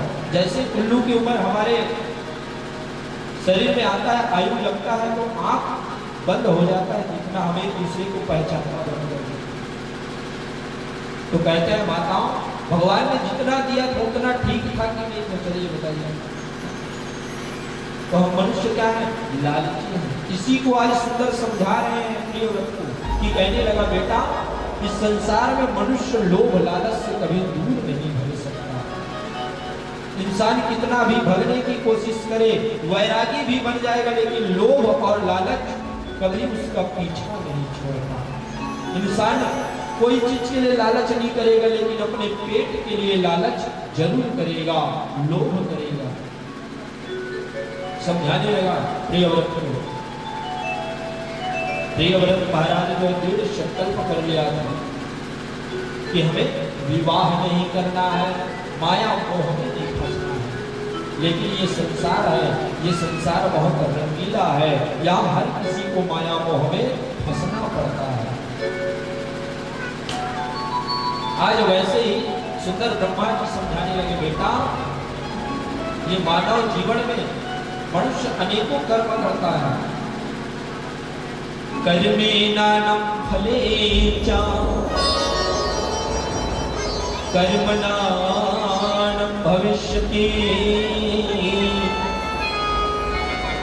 कर्मेणानं मोक्षते कर्मेणानं शान्तिते। कर्म से इंसान को मोक्ष मिलता है, कर्म के हिसाब से इंसान को शांति प्राप्त होता है। और आज जो है सुंदर तैयार हो गए। कौन? प्रियव्रत राजा। आज जैसे ही तैयार हुए सुंदर विवाह करने लगे। क्या करने लगे? विवाह करने लगे। उसके पिता ने समझाया बेटा अब विवाह करना। और आजकल का जमाना कैसे है? पहले के जमाने में बताते थे, हम लोग को 21वीं सदी के बच्चे हैं। पहले के जमाने में माता पिता देखने के लिए जाते थे, चाहे जो भी पसंद कर ले, रानी भैरी है, उसको हमें मानना पड़ता था। और आजकल माँ बाप को छोड़ो, बच्चे आगे निकल गए हैं। इसी को तो कहते हैं क्या? बाप 1 नंबरी तो बेटा 10 नंबरी। ऐसा जमाना आ गया। पहले के जमाने में हमारे दादा लोग, परदादा लोग जाते थे लड़की ढूंढने के लिए, लेकिन आजकल माता पिता को तो छोड़ो, बच्चे जब शादी करके आते हैं तब पता चलता है कि हमारे बच्चे का शादी हो गया। ये कलयुग है। और कलयुग में हर बच्चा जो है स्मार्टफोन की तरह बहुत आगे बढ़ जाता है। और आज जो है वैसे ही सुंदर भगवान उसको समझा रहे हैं कि विवाह करो, विवाह करो। और विवाह के लिए आज तैयार हुए राजा। और जैसे विवाह के लिए तैयार हुए तो सुंदर विश्वकर्मा की पुत्री, किसकी पुत्री? विश्वकर्मा की पुत्री बृहस्पति के साथ विवाह हुआ। किसके साथ विवाह हुआ? जोर से बोलिए। कोई पंडित आ गया और भागवत करने और पूछेगा इसकी पत्नी का क्या नाम है, इसके बेटे का क्या नाम है, तो आप बोलोगे नहीं पता महाराज जी है। ध्यान में रखना पड़ता है बातों। कथा को सुनना, समझ करके जीवन में उतारना, तब कथा की महत्व होती है। तो आप लोग इधर से सुनते हैं और इधर से जोर से बोलिए, मतलब आप लोग निकाल देते हैं। भुलवा के बिहार की राधे राधे राधे राधे। और आज जो है पुनः विवाह हुआ, बड़ी धूमधाम से विवाह हुआ। जैसे ही विवाह हुआ सुंदर, कुछ दिन बाद उसके कितने पुत्र हुए? 10 पुत्र हुए। 10 पुत्र हुआ। अग्निद्र हुआ, एमवज हुआ, यज्ञ बाहु हुआ, महावीर हुआ, और हिरण्यरेता हुआ, पृष्ठक हुआ, सावण हुआ, मेघतिथि, नीति होत्र और कवि हुआ। 10 पुत्र हुए। और आज जो है सुंदर एक कन्या हुई, जिसका नाम क्या है? अर्जवसती। अर्जवसती क्या नाम था? अर्जवसती। और अर्जवसती का विवाह किसके साथ हुआ? दैत्यों का गुरु कौन है? शुक्राचार्य जी महाराज, उसके साथ विवाह हुआ। तो जब भी पूछेगा कोई कि शुक्राचार्य की पत्नी का क्या नाम है, तो बताना अर्जवसती। अर्जवसती उसका नाम है, जो किसके पुत्री थे? महाराज प्रियव्रत। आज सुंदर धूमधाम से विवाह किया अपने पुत्री का, और इसमें से 3 पुत्र जो है कवि हो गए, और बाकी भगवान भजन करने लगे। समय बीतने लगा। पुनः फिर महाराज प्रियव्रत 1000 वर्ष तक राज्य शासन किया। कहते हैं जो राजा प्रजा की देखभाल करता हो उसको ही राजा बनाना चाहिए। आजकल सभी राजा बनने के लिए, आजकल के राजा कौन है? चलिए, जैसे सतयुग चला वैसे कलयुग भी चल रहा है। उस जमाने के राजा महाराजा का पहनावा ओढ़ावा अलग था और आज अलग है। उस समय राजा होते थे, आज भी राजा है कि नहीं है? चलिए बताइए, है कि नहीं? कलयुग के राजा को कौन कौन देखे? हाथ ऊपर कीजिए। नरेंद्र मोदी है, वही तो राजा है कलयुग का, जो सबको चला रहा है, विष्णु व्यवसाय है। जो हर माताओं के खाते में 1,000 रुपया हर महीना दे रहा है और बिजली बिल 2,000 दे रहा है, वही तो राजा है। तो वैसे ही एक बार क्या हुआ, इसके राज्य में अंधेरा हो गया। जब सुमेरु पर्वत जो है परिक्रमा किए सुमेरु पर्वत सूर्य देव, तो उस समय क्या होते थे, 6 महीना का दिन होता था और 6 महीने का रात होता था। ये उसी समय की कथा है। और 6 महीने के दिन और 6 महीने के रात, कई लोग बोले कि महाराज जी ऐसा कहाँ हुआ है? तो राजीव कौन कौन गए हैं? राजीव हाथ ऊपर कीजिए। कुलेश्वर महादेव राजीव, जहाँ कुंभ का भी मेला होगा, हमारे तरफ से आधा घंटे का रास्ता है। तो राजीव का जो मंदिर बना है कुलेश्वर महादेव का मंदिर, वो उसी समय का बना है जो ये कथा चल रहा है। 6 महीना दिन और 6 महीना रात में ही वह मंदिर का निर्माण हुआ है कुलेश्वर महादेव का। जाकर के देखना, आज भी वहां के पत्थर और ईंट को सर्च करोगे तो वैसा पत्थर अभी नहीं मिलेगा। जब 6 महीना दिन और रात था तब वह मंदिर को बनाया गया था। आगरा से आते थे राजा भगवान कुलेश्वर महादेव की पूजा करने के लिए, आगरा से आते थे, प्रातः 3 बजे निकलते थे और आकर के वही त्रिवेणी संगम में राजा जो है सुंदर स्नान करते थे और वही कुलेश्वर महादेव की पूजा करके पुनः ही लौट जाते थे। पहले जमाने में घोड़े हाथी से आते थे और आजकल, पहले जमाने में बारात किससे जाते थे माताओं? जोर से बोलिए, रथ से। और आजकल के बच्चों को पूछो बारात किस में जाएंगे तो क्या बोलेगा? थार में, थार में जाएंगे, कार में जाएंगे। तो आज जो है राजा को यह बात पसंद नहीं आई कि मेरे राज्य में अंधेरा हुआ है, रात हुआ है।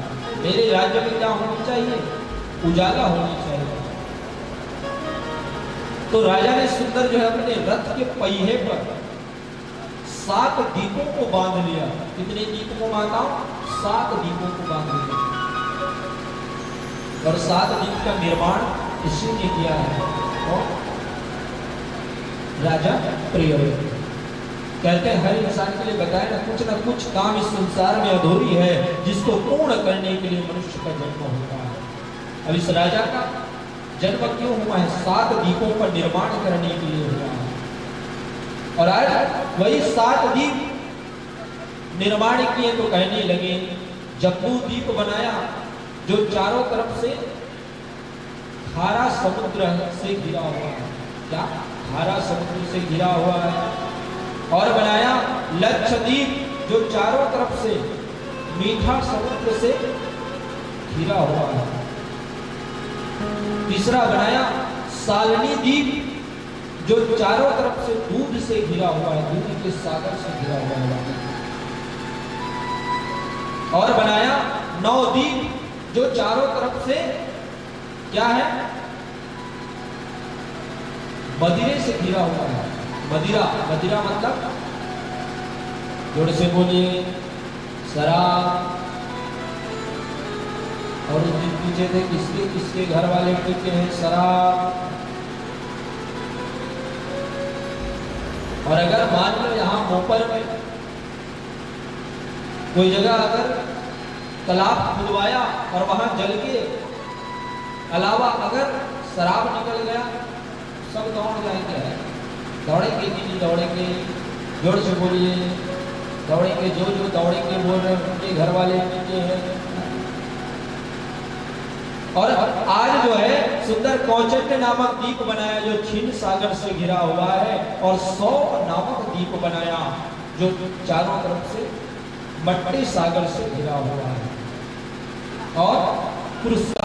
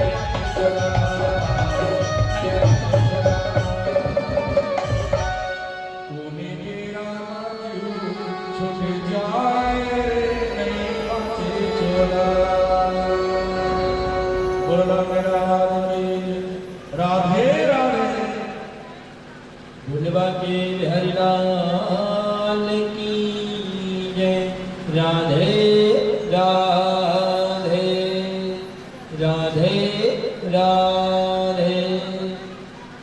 तो आगे कहने लगे सुखदेव मुनि महाराज की राजा परीक्षित इस प्रकार जो है नवदीप को सुंदर प्रयोव्रत ने उसको बनाया और बना करके भगवान की अखंड तपस्या करने के लिए चले गए।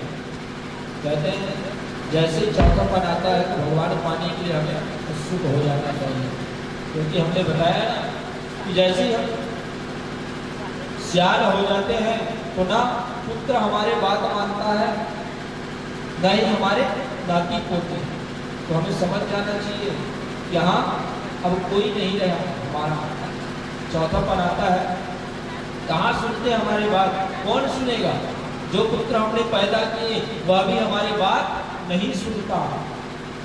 जो नाती पोते के लिए हम प्रेम कर रहे हैं वह भी हमारी बात नहीं मानता। इसलिए हमें समझ जाना चाहिए यहाँ हमारा कोई नहीं है। लेकिन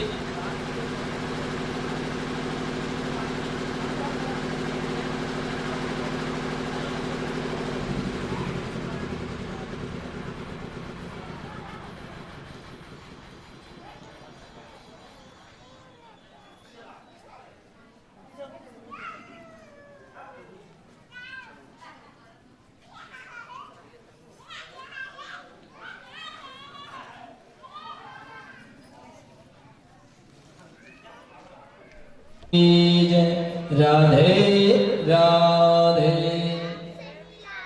सभी आधे आधे हैं लगता है, इसीलिए लाइन आ रहा है जा रहा है। और आज जो है कहने लगे सुखदेव मुनि महाराज की राजा परीक्षित आज प्रियव्रत उसका इतना नाम चला और अंत में जो है भगवान को पाने के लिए सुंदर जो है चले गए और भगवान के चरणों में स्थान प्रदान कर दिया। जैसे स्थान प्रदान किए इधर राज्य शासन चालू हुआ। इसका ऋषभदेव महाराज है, अग्निद्र का पुत्र हुआ महाराज नाभि मेरु देवी।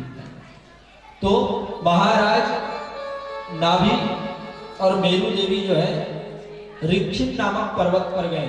कौन से पर्वत पर माता? ऋक्षित नामक पर्वत। ये बताइए, रामायण तो सब पढ़े हुए हैं, सबके घर में रामायण है। लंका किस पर्वत पर विराजमान है? चलिए बताइए। श्रीलंका कौन से पर्वत पर विराजमान है? चलिएगा, जो बताएगा उसको 201 रुपया एक नारियल हमारे तरफ से। चलिए, श्रीलंका कौन से पर्वत पर विराजमान है? सभी रामायण पढ़ते होंगे, सबके घर में रामायण है, रामचरितमानस सब पढ़ते हैं। दो प्रश्न है आप लोगों के लिए है? और टेक्नोलॉजी का इस्तेमाल नहीं करना है मोबाइल।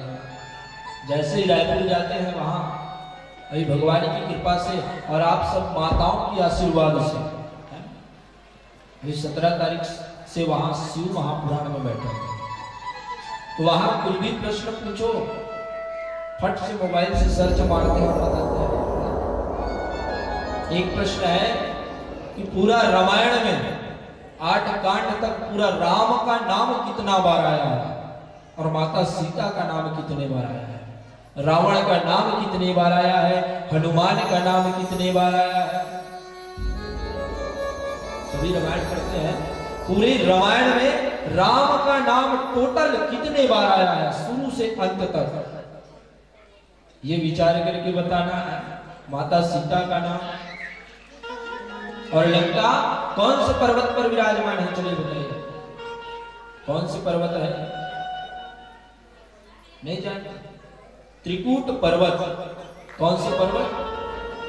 त्रिकूट पर्वत पर विराजमान है लंका, श्रीलंका। और लंका को किसने बनाया था? लंका को किसने बनाया था? एक बार क्या हुआ, भगवान शंकर देवाधिदेव महादेव जैसे बैठे थे। भगवान कहाँ बैठे हैं? भगवान कहाँ रहते हैं? चलिए बताइए। कैलाश, कैलाश कौन कौन माताएं गए हाथ ऊपर कीजिए। कैलाश हमारे भैया लोग गए होंगे, हमारे दादा लोग, कौन कौन गए होंगे दादाजी कैलाश? चलिए हाथ ऊपर। सब गए हैं कैलाश और सब जानते हैं कैलाश, लेकिन याद नहीं है। कैलाश, कैलाश का मतलब होता है जहाँ कई लाशों को जलाया जाता है और सबके गांव में होता है शमशान घाट, वही कैलाश है। जहाँ कई लाशों को जलाया जाता है वही कैलाश होता है। इंसान जो है, कहते हैं एक मृत आत्मा को जब दाह संस्कार देकर के आते हैं तो इंसान नहाते हैं। नहाते हैं कि नहीं नहाते हैं? अपने ही परिवार को जब चिता में लिटा करके आए तो लोग नहाते हैं। और क्यों क्यों खाते हो अंडे जिसमें एक मां का लाल होता है? तब पाप नहीं लगता। तो कहते हैं, अभी कथा में बताया जाएगा, कई लोग मछली भी सेवन करते हैं तो वह भगवान नारायण का रूप है। मत्स्य अवतारी की कथा बताएंगे। कहते हैं मांस भक्षण करना मतलब असुरों की प्रजाति का रहना, उसका स्वभाव जो है असुर के समान रहना, क्रोध भरे स्वर से बोलना। हम मानव हैं, हमारे लिए शाकाहारी भोजन बनाया भगवान। कई लोग क्या करते हैं, कई लोग कहते हैं कि महाराज जी या अंडा है तो शाकाहारी नहीं है। कई लोग खा देते हैं।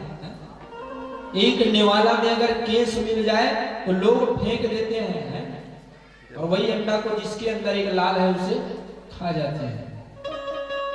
तो एक बार भगवान शंकर ने सुंदर कैलाश पर बैठा हुआ था। माता पार्वती आई, कहने लगी कि हे भोलेनाथ,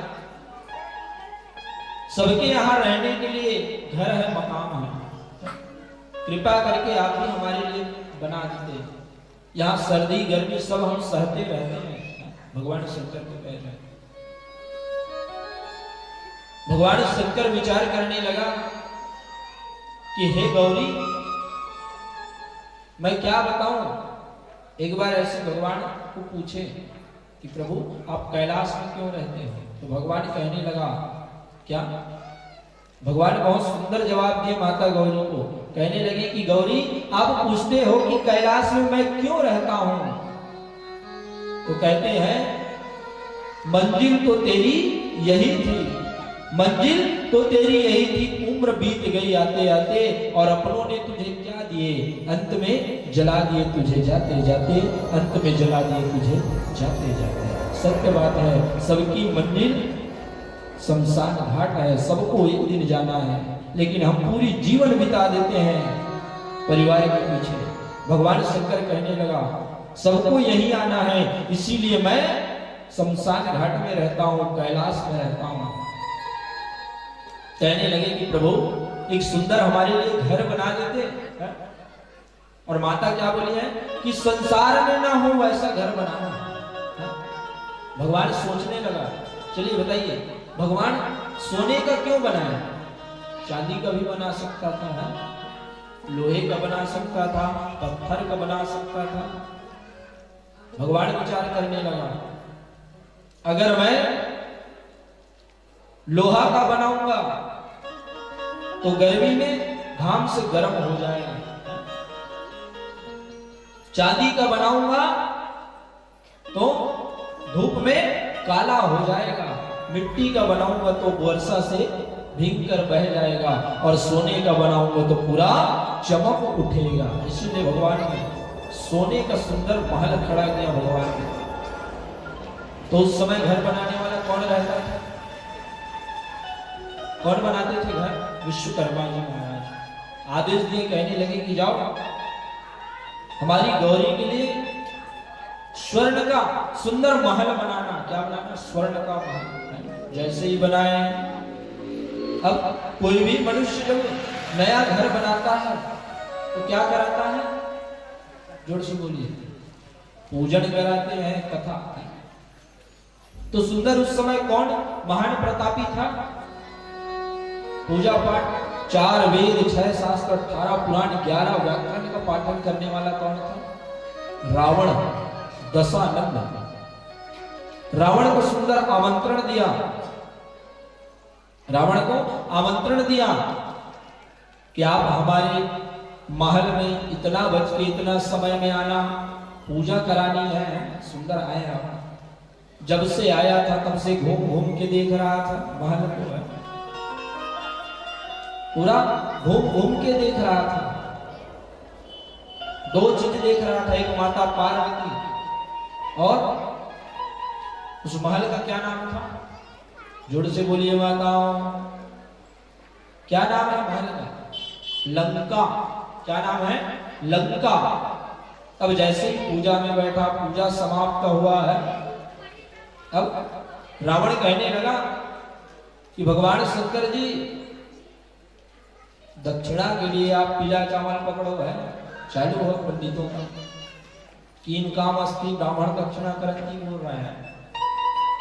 आज सुंदर जो है ब्राह्मण दक्षिणा में मंगा क्या? क्या मंगा? लंका को मंगा। भगवान भोलेनाथ है, भगवान कहने लगे ले जाओ, दे दिए हंसी खुशी से। अब भुर्सी दक्षिणा मंगा, भुर्सी दक्षिणा में बोल रहा है कि आपके नारी है पार्वती, उसे दे दो। भगवान शंकर कहने लगे ले जाओ। और आजकल कोई अच्छा 1-2 लाख का घर बनाया है और कोई पंडित जाएगा और आपके घर को दे दो बोलेगा तो बेचारा वहां से वापस आएगा कि नहीं आएगा पता नहीं है। अब दे दिए तो माता गौरी कहने लगी कि भोलेनाथ आपने हमें भी दे दिया। भगवान शंकर मुस्कुराने लगा। तब जो है सुंदर लंका को जैसे ही दिए, लंका को रख लिया है। अब माता पार्वती को ले जाने की चाह थी, इसको रावण को। तो रावण जो है ले जाने का बहुत प्रयास किया। माता जो है कहने लगी कि जिस नारी के लिए तेरा नियत खोटा हुआ है, वही नारी के कारण तुम्हारा विनाश होगा। और ये जो महल, इसका नाम क्या है? लंका। यही तुम्हारा काल होगा।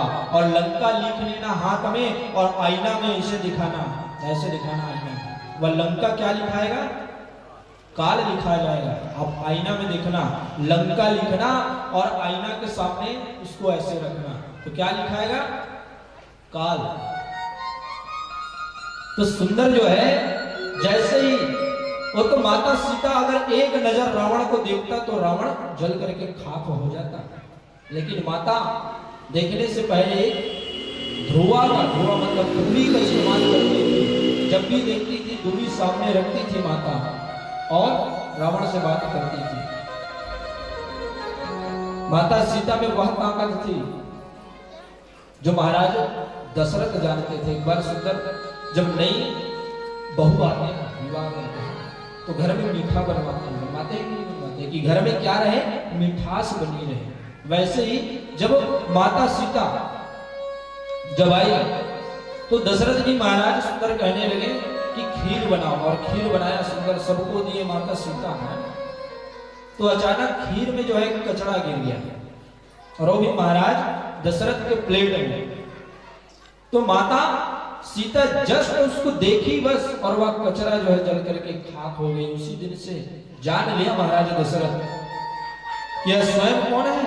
लक्ष्मी है, जो सीता के रूप में मैंने बहू पाया है। यह स्वयं माता लक्ष्मी है। वह जान चुका था यह स्वयं देवी है। अगर एक नजर रावण को देख भी लेता तो रावण जल करके खाक हो जाते। भगवान राम को मारने के लिए नहीं जाना, लेकिन कहते हैं विधि का विधान भगवान को माया रचाना था भगवान को, तो भगवान ने ये सब काम किया। वैसे ही आज सुंदर ऋषभ देव महाराज है।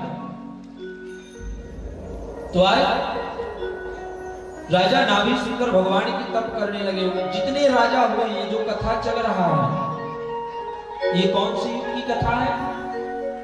चलिए बताइए माता। ये सतयुग की कथा है। 4 दिन तक पूरा सतयुग की कथा चलती है। उसके बाद भागवत में आते हैं, फिर उतरते हैं कहां? त्रेता युग में, जहां राम जन्म होता है। उसके बाद जैसे ही छठवां दिन आता है तब हम उतरते हैं कहाँ? द्वापर, जहाँ भगवान बाकी बिहारी की निरंतर कथा चलता है। अभी जितना कथा चल रहा है सब जड़ है। हमारे आर्गन भैया मास्टर बताए ना, जितना चलता है ये सब सतयुग की कथा है। जितने राजा महाराजा हैं 4 दिवस तक सतयुग की कथा चलता है। फिर हम उतरेंगे त्रेता युग में, जहाँ राम के चरित्र का वर्णन किया जाएगा। तो आज वहीं पर राजा नाभि ने भगवान को पाने की उपासना की, कहने लगे प्रभु आपके समान हमें पुत्र चाहिए। मेरू देवी माता भी कहती है प्रभु हमारे गर्भ में आप आओ, या हमारी इच्छा है पुत्र रूप में आपको पाना चाहते हैं। और आज भगवान ने आशीर्वाद दिया कि जाओ हम आपके यहाँ पुत्र रूप में दर्शन देंगे। समय बीतने लगा, भगवान सुंदर अवतरित हुए। ये सब याद रखना माता, भगवान का कितना अवतार हो रहा है। लास्ट में हम पूछेंगे भगवान की 24 अवतार की कथा चलेगी, है? तो भगवान ने अवतरित हुए तो नाम क्या पड़ा भगवान का? ऋषभ देव महाराज पड़ा। सुंदर जो है ज्ञान अध्ययन करने के लिए कहाँ गए? गोरखपुर गए।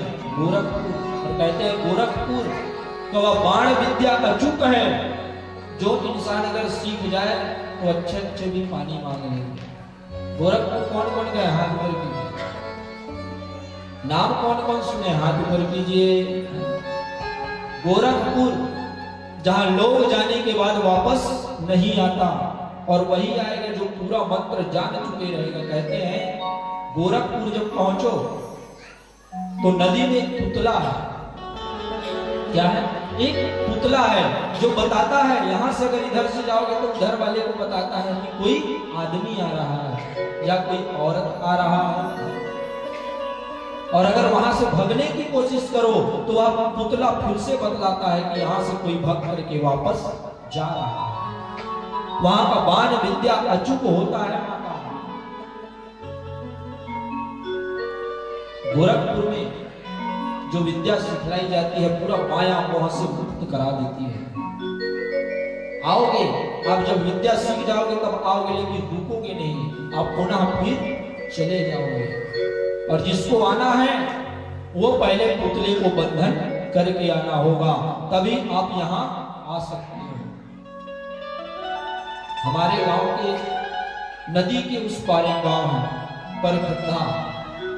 उस गांव के एक आदमी है जो बेचारा चला गया, घर से हलास होकर के चला गया।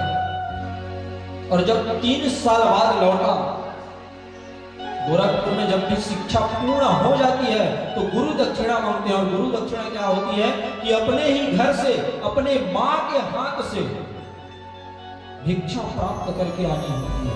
तो वैसे उस बच्चे को भेजा, आया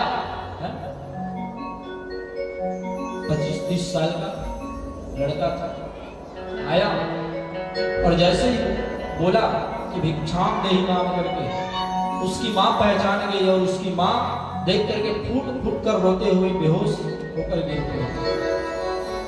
उसका बेटा समझाया कि मैं तो दोबारा इस माया मोह में नहीं फंसना चाहता, और जो भी अगर इधर रुक भी गया वहां से शिक्षा लेने के बाद, गोरखपुर से शिक्षा ले लिए और अगर इधर माया मोह में फंस गए तो वह जीवित नहीं रहेगा, वह पागल हो जाएगा, मर जाएगा।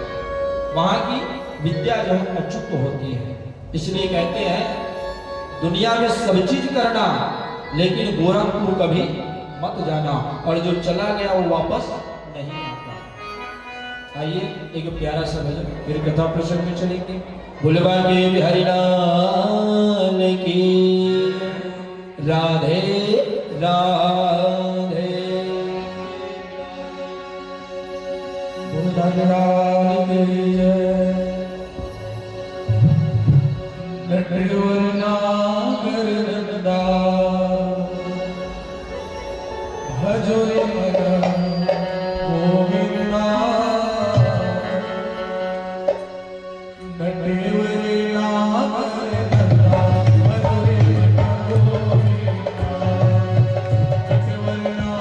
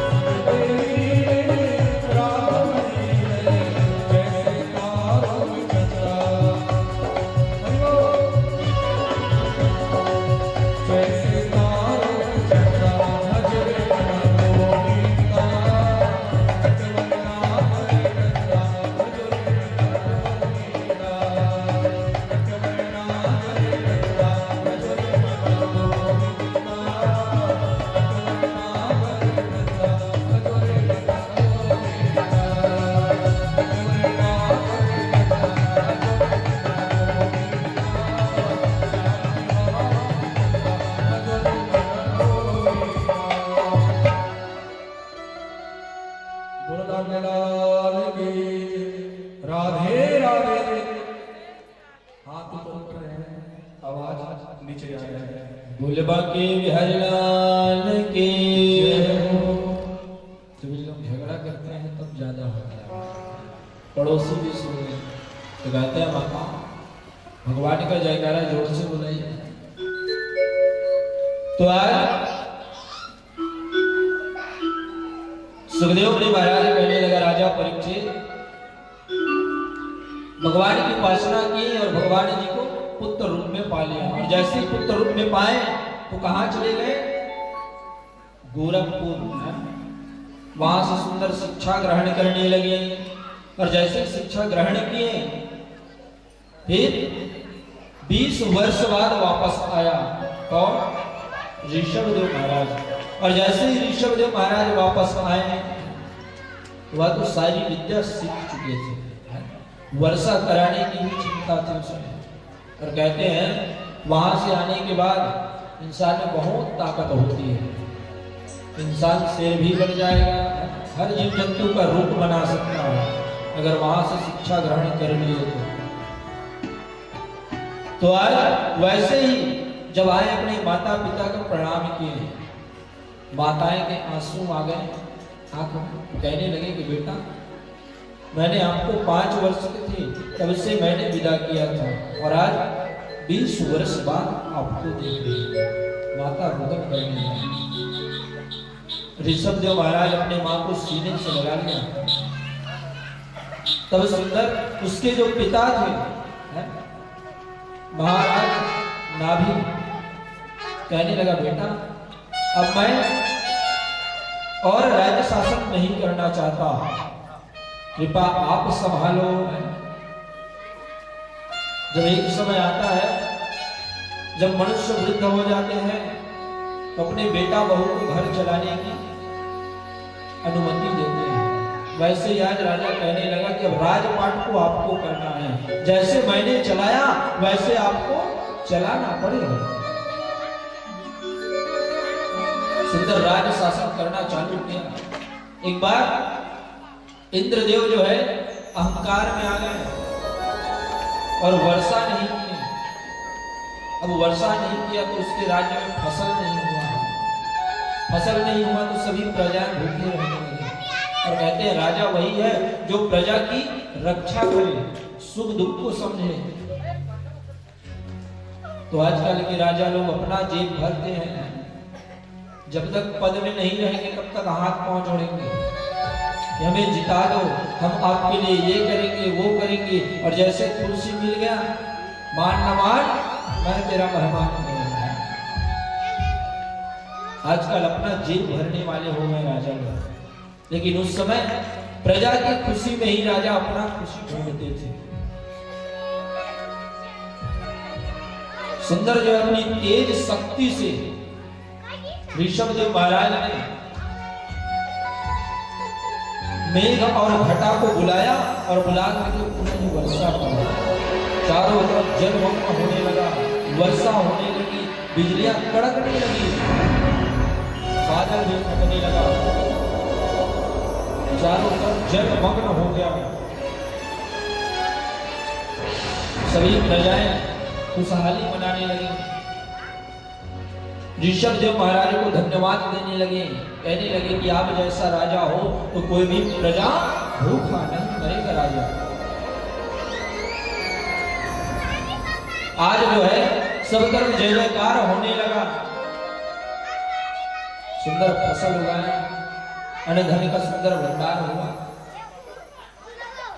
और आज जो है वही 2 करोड़ वर्ष तक राज्य शासन किया।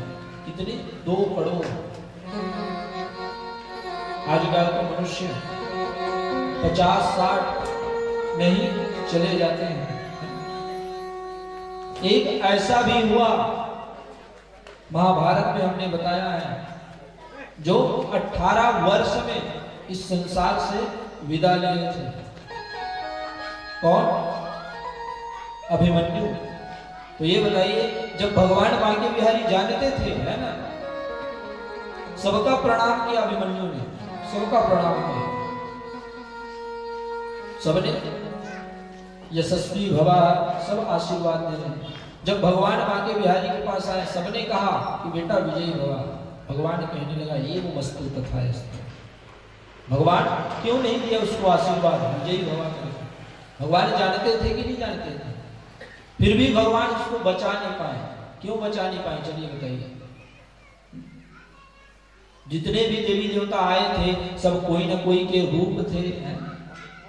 भगवान बांके बिहारी जानता था कि आज के युद्ध में मेरा भांजा मारा जाएगा, है ना?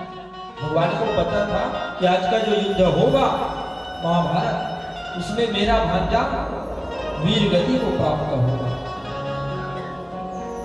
उसके बड़े पापा ने खुद उसको मारे हैं। कर्ण जो है पांचों पांडवों का भाई था, तो उसने भी मारे हैं। तो कहते हैं जो अभिमन्यु था वह किसका पुत्र था? वास्तविक में सोच करके देखिए, जो अभिमन्यु के रूप में इस संसार में आए और महाभारत का युद्ध लड़ते हुए वीर गति को प्राप्त हो गए। हमने उस दिन बताया कि धर्म देवता के अंश से कौन प्रकट हुए थे? युधिष्ठिर जी महाराज। और वायु से भीम हुआ था, इंद्र से अर्जुन हुआ था। तो वैसे ही अभिमन्यु किसका पुत्र है? चंद्रमा देव का पुत्र था। चंद्रमा देव का एक लौता संतान था। तो सबके अंश जब यहाँ इस महाभारत युद्ध में जब जन्म लेकर के आए युद्ध करने के लिए, तो सब देवी देवता अपने अपने रूप में आए थे। तब उस समय चंद्रमा को मोह हो गया। चंद्रमा को मोह हो गया क्या?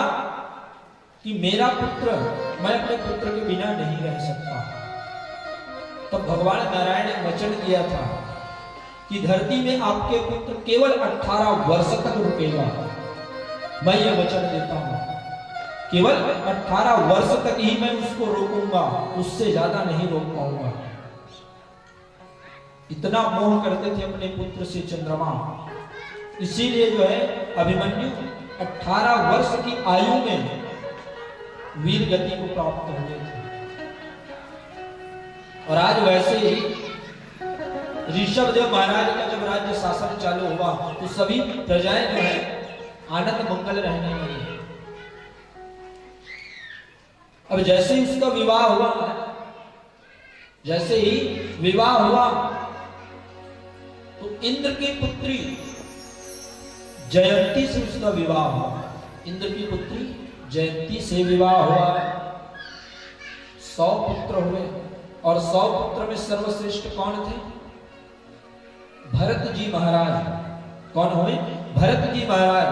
और उसी दिन से हमारे देश का नाम क्या पड़ा? भारत पड़ा। क्या पड़ा माता? भारत पड़ा। भरत जी महाराज जैसे जन्म लिए तो उस दिन से भारत हमारे देश का नाम आ गया। अब ये बताइए, उससे पहले हमारे देश को कौन से नाम से जाने जाते थे? चलिए बताइए,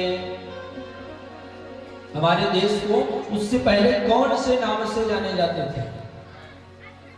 अजनाब खंड। इसको अजनाब खंड कहा जाता था। और जैसे ही भरत जी महाराज का जन्म हुआ तो इस देश को भारत नाम दे दिया। और जैसे ही अंग्रेज आए हैं ना, अंग्रेज लोग, तो अंग्रेज लोग भारत को क्या कहने लगे? इंग्लिश में इंडिया कहने लगे। क्या कहने लगे? इंडिया नाम दे दिया। और यहां सब कौन से धर्म के रहते हैं? सबसे ज्यादा हिंदू, इसलिए इसका नाम हिंदुस्तान पड़ा। और धन्य है हम कि इस भारत भूमि पर जन्म लेकर के आए। और सबसे ज्यादा धन्य हम हैं कि छत्तीसगढ़ में हम जन्म लेकर के आए, क्योंकि यही भारत में सभी देवी देवताएं जन्म लिए हैं। और यही छत्तीसगढ़ भगवान राम के क्या है? मामा गांव है। यहीं से माता कौशल्या गई थी। तो धन्य है, भगवान से धन्यवाद किया करोगे प्रभु। धन्यवाद जो हमें भारत की भूमि पर जन्म दिए, वो ओवर छत्तीसगढ़ पर हमें जन्म दिया। भगवान से निवेदन करना कि धन्य हो प्रभु जो आपके मामा गांव में हमारा जन्म हुआ। और आज सुंदर जैसे विवाह हुआ तो भरत जी महाराज उत्पन्न हुए, 100 पुत्र हो गए। समय बीतने लगा, धीरे धीरे ऋषभ देव महाराज वृद्ध हो गए, चौथा पन आ गया। और जैसे ही चौथा पन आया तो इंसान की हर इंद्री काम करना छोड़ देता है। महाराज दशरथ जो 10 इंद्री को वश में करके रखे थे, अंत में वह भी वश में नहीं कर पाए। जैसे ही चौथा पन आया तो जितना वश किए थे 10 इंद्री को, उसे भी छोड़ दिए। जैसा नाम वैसा काम करना चाहिए इंसान को। एक बार एक बालक का नाम क्या हुआ, उसके माता पिता ने रख दिए ठेकला। क्या नाम रख दिए? ठेकला नाम रख दिए, है ना। स्कूल में जाते थे, हर बच्चे भड़काते थे, गुरुजी भी उसको भड़काते थे, ठेकला ठेकला करके। बच्चा निराश हो गया, कहने लगा कि गुरुजी आज से हमको ठेकला मत बोलना। गुरुजी कहने लगे क्यों, आपका तो नाम ठेकला है। कहने लगा नहीं नहीं नहीं नहीं, मैं नाम ढूंढ कर आऊंगा तब रजिस्टर में मेरा नाम लिखना।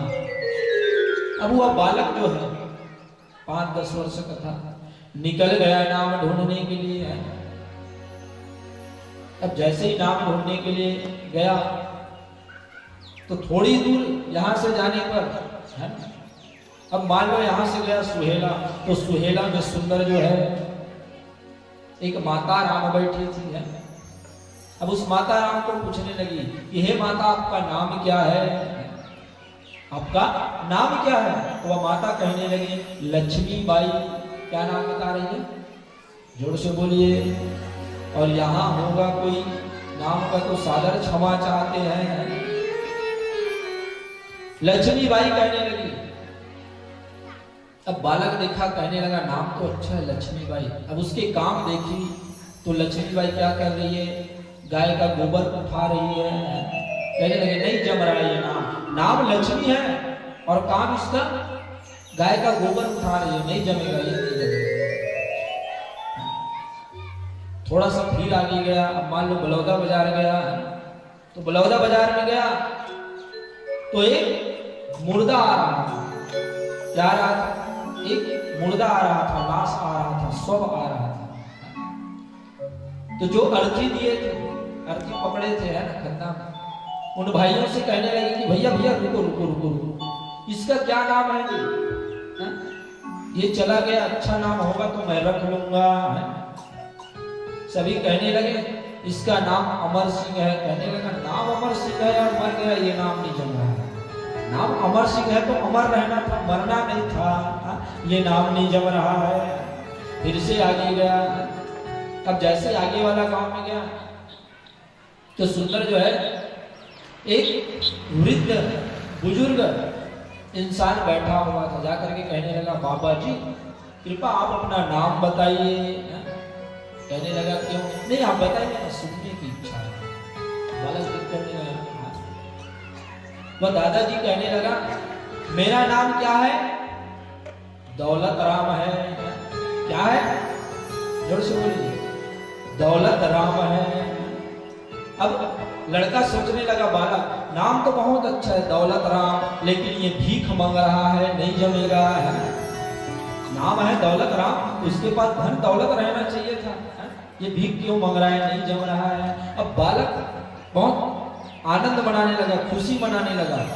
अब जैसे ही दूसरा दिन स्कूल गया, जैसे ही दूसरा दिन स्कूल गया तो गुरुजी पूछने लगे कि बेटा नाम मिला।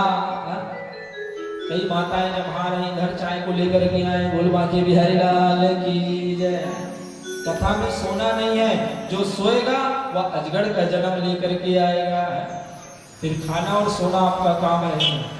कथा सुन रहे हो तो सोना नहीं है, कथा में मन लगाओ, है। तो बालक बहुत प्रसन्न होकर अपना पाठशाला पहुंचा। गुरुजी पूछने लगा बेटा बहुत खुश लग रहा है, लगता है नाम मिल गया। कहने लगा बताओ बेटा क्या नाम रजिस्टर में लिखे हैं। तो बालक बहुत अच्छा जवाब दिया गुरुजी को। सभी उसको रोज भड़काते थे, तो बालक कहने लगा सुनो गुरुजी, कहने लगा बताओ, कहने लगा लक्ष्मी बाई गोबर बिने दौलत मांगे भी अमर सिंह मर्ग बिचारा ठीकवा नाम ठीक है। कहते जतना ढूंढे गुरुजी सब बेकार है, जो मोर माता पिता मोर नाम रखे है वही का है ठीक है। तो कहने लगे जो रख दिया वो रख दिया, जन्म से मरण तक आपका जो नाम है वही चलेगा। इंसान इस दुनिया में भटकता है सुख ढूंढने के लिए कि कहां सुख मिलेगा, लेकिन सुख कहीं नहीं मिलता। जितना आनंद और सुख अपने अंदर है ना, गीता में बताया गया है कि जितना आनंद सुख इस शरीर में है, अंदर में अपने मन में, उतना कोई जगह में नहीं है।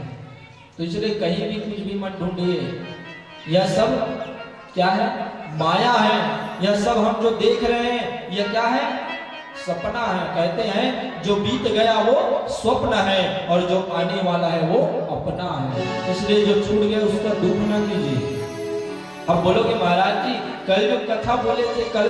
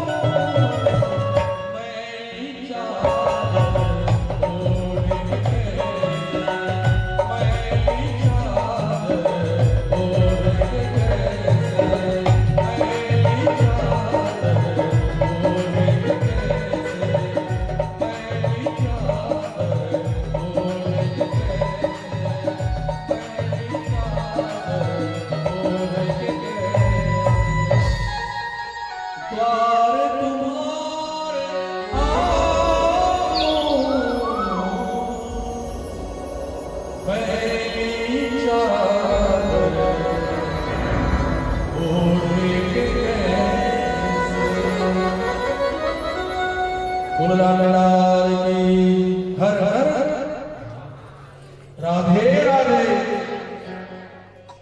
बोल बाकी बिहारी लाल की जय। राधे राधे राधे राधे। तो आज जो है भरत जी महाराज सुंदर उस मृग को निकाले और उसको मस्त साफ किए। साफ करने के बाद उसका भोजन तैयार करने लगे। समय बीतने लगा। आज भरत जी महाराज भूल गए कि क्यों आए हैं। भगवान को पाने के लिए वह निकला था, लेकिन आज भूल गया कि भगवान को पाना है। उस मृग के माया मोह में फंसना चालू हो गया। जो 3 टाइम नहाते थे वह 2 हो गया, 1 हो गया, और अंत में उस मृग से इतना मोह हो गया कि मृग कहीं जाता था तो उसका रास्ता देखने लग जाता था। कहता था कि कहां चला गया वह मृग छौना, न जाने उसके साथ खाता था, उसके साथ सोता था। इतना प्रेम हो गया, इतना प्रेम हो गया। चलिए ये बताइए माताओं, राधा कृष्ण सब मंदिर में क्या लिखा होता है? राधा कृष्ण। ये बताइए राधा का नाम क्यों आता है जब उसकी पत्नी राधा नहीं है? बाकी बिहारी की पत्नी कौन है? माता रुक्मिणी, सभी जानते हैं। तो राधा कृष्ण क्यों लिखा जाता है? चलिए बताइए, विचार कीजिए। और एक प्रश्न, सभी रामचरित्र मानस पढ़ते हैं तो श्यापति राम और क्या जुड़ता है? चंद्र की, जोर से बोलिए, लगता है खा के नहीं आया, खा के आया। चलिए, श्यापति राम चंद्र की, तो चंद्र क्यों जुड़ता है? विचार कीजिए, चंद्र जुड़ता क्यों है?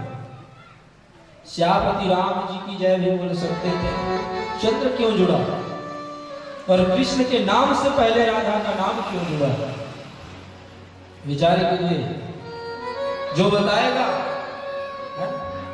बताएगा उसको हमारे बेंजो वाले की तरफ से 201 रुपया।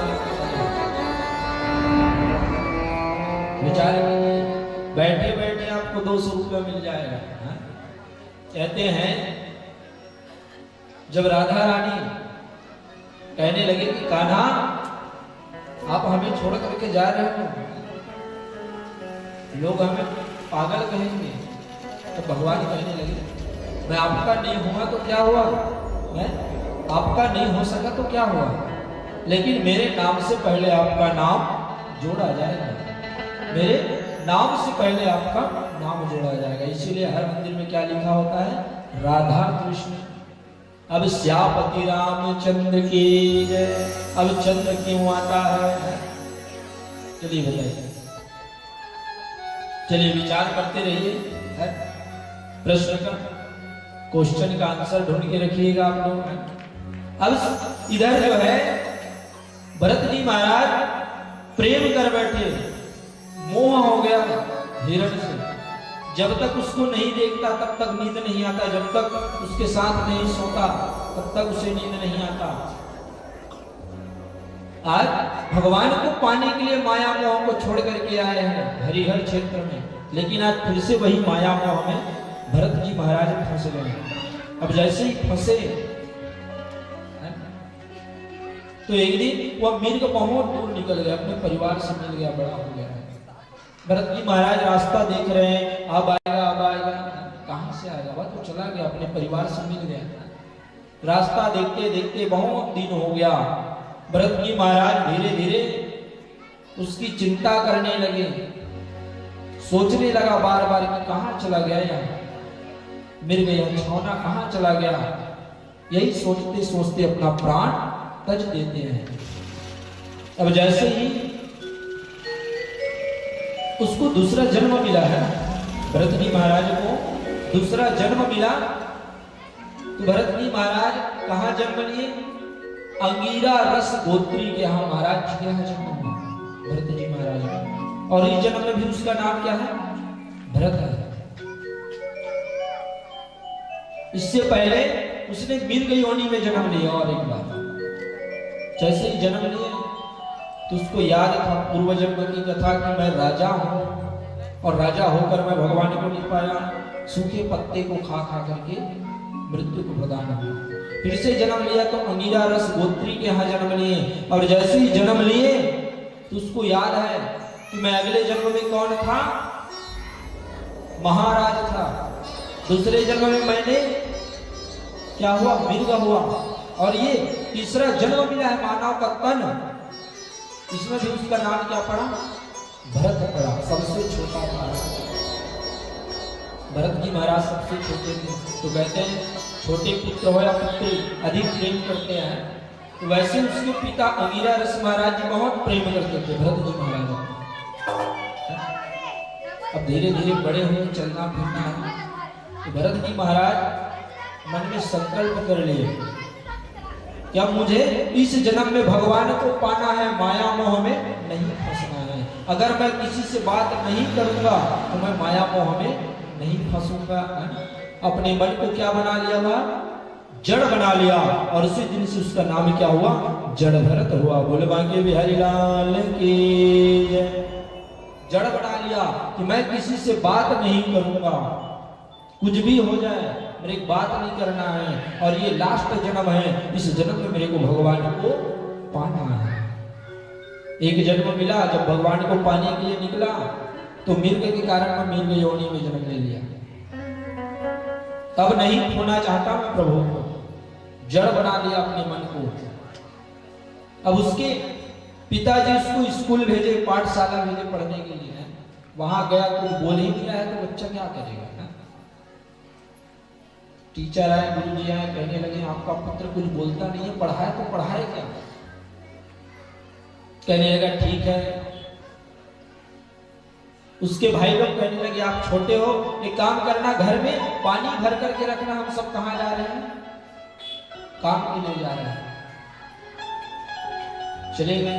अब भरत जी महाराज को पता नहीं है, दुनियादारी के बारे में नॉलेज नहीं है कि पानी कहां भरना है। पूरा घर में पानी भर दिए, पूरा घर में। पहले जमाने में धान रखने के लिए कोठी बनाते थे, अब तो इंसान इतना मतलबी हो गए हैं, सब धान को बेच देते हैं। आपके तरफ तो एक फसल ही है, हमारे तरफ डबल फसल है। तो जो है सब बेच देते हैं पैसा के कारण।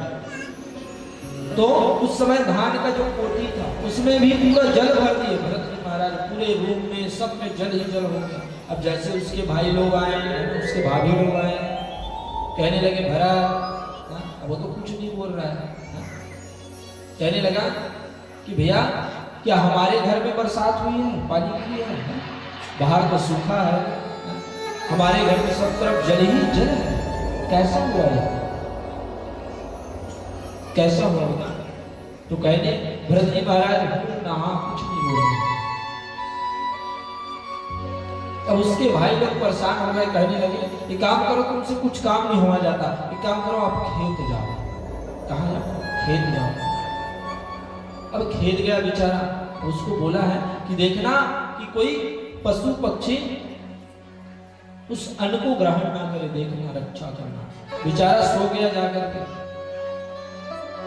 अब जैसे ही सो गया, चिड़िया भी खाने लगी धान को, गौ माता भी आ गई।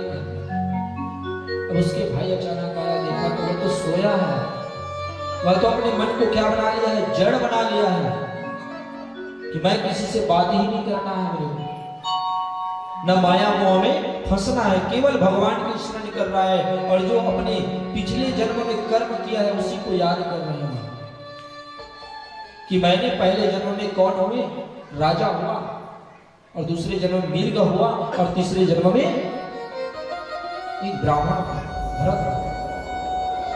यह सोच करके विश्राम कर रहा है, सोया हुआ है, लेटा हुआ है।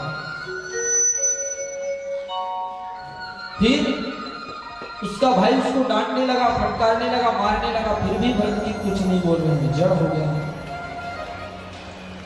अब भरत जी महाराज को घर से निकाल दिया, कहने लगे जाओ, आप कुछ काम नहीं कर सकते इसलिए जाओ, आप अपना रहना खाना कहीं और इंतजाम कर लो, जाओ निकल जाओ।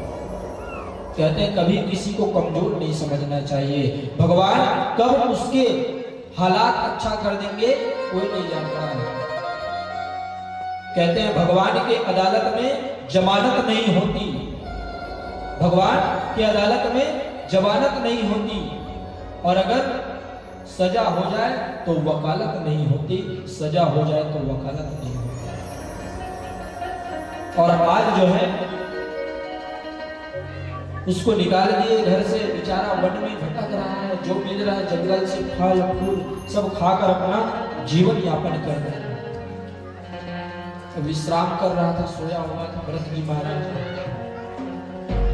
कोई डाकू बर्बर लोग आए और उसको उठा करके ले गए, कहां? बलि देने के लिए। कहां ले गए? बलि देने के लिए।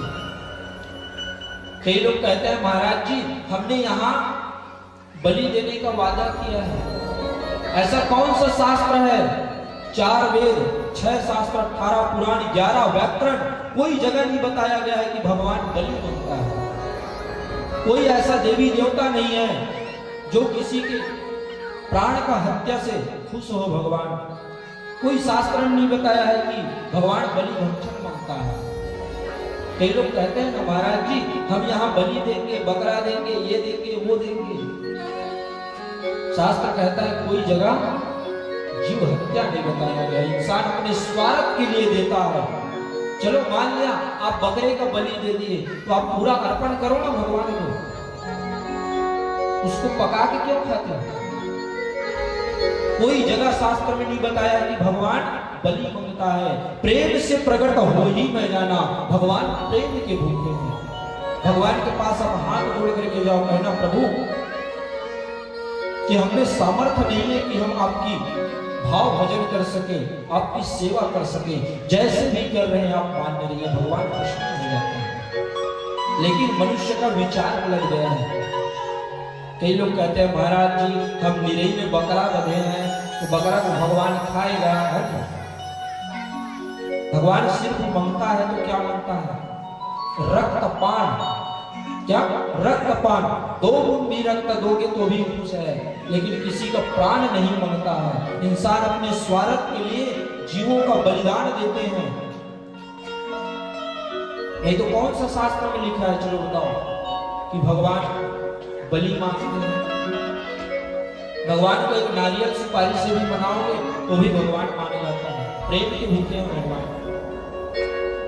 और आज वैसे ही उसको बलि देने के लिए, है ना, उठा लिए डाकू बर्बर लोग, कुछ नहीं बोल रहे भरत जी महाराज। और जैसे ही लेकर के गया माता काली के मंदिर में, जैसे ही सर को झुकाया, है ना, ये प्यारा सा भजन फिर बताएंगे। भोलेबा के बिहारी लाल की जय। और सभी ताली की सेवा करेंगे। जो ताली का सेवा करेगा और भगवान का जयकारा बुलाएगा उसी को प्रसाद मिलेगा, और जो नहीं बुलाएगा उसको प्रसाद नहीं दिया जाएगा।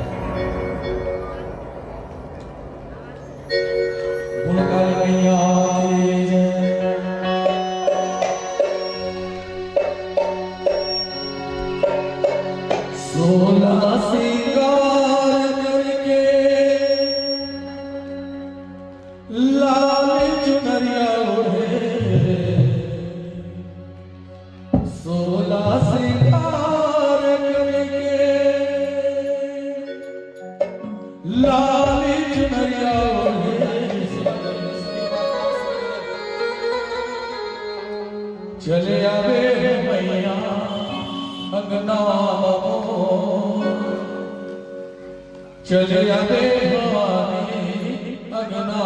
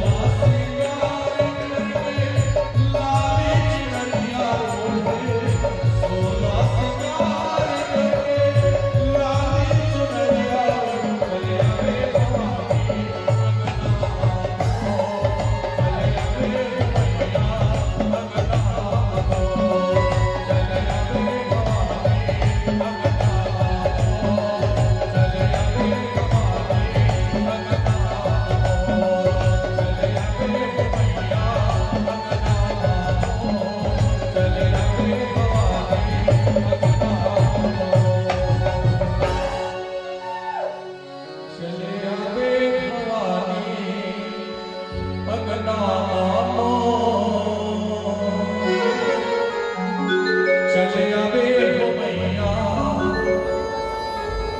अंगना आवो।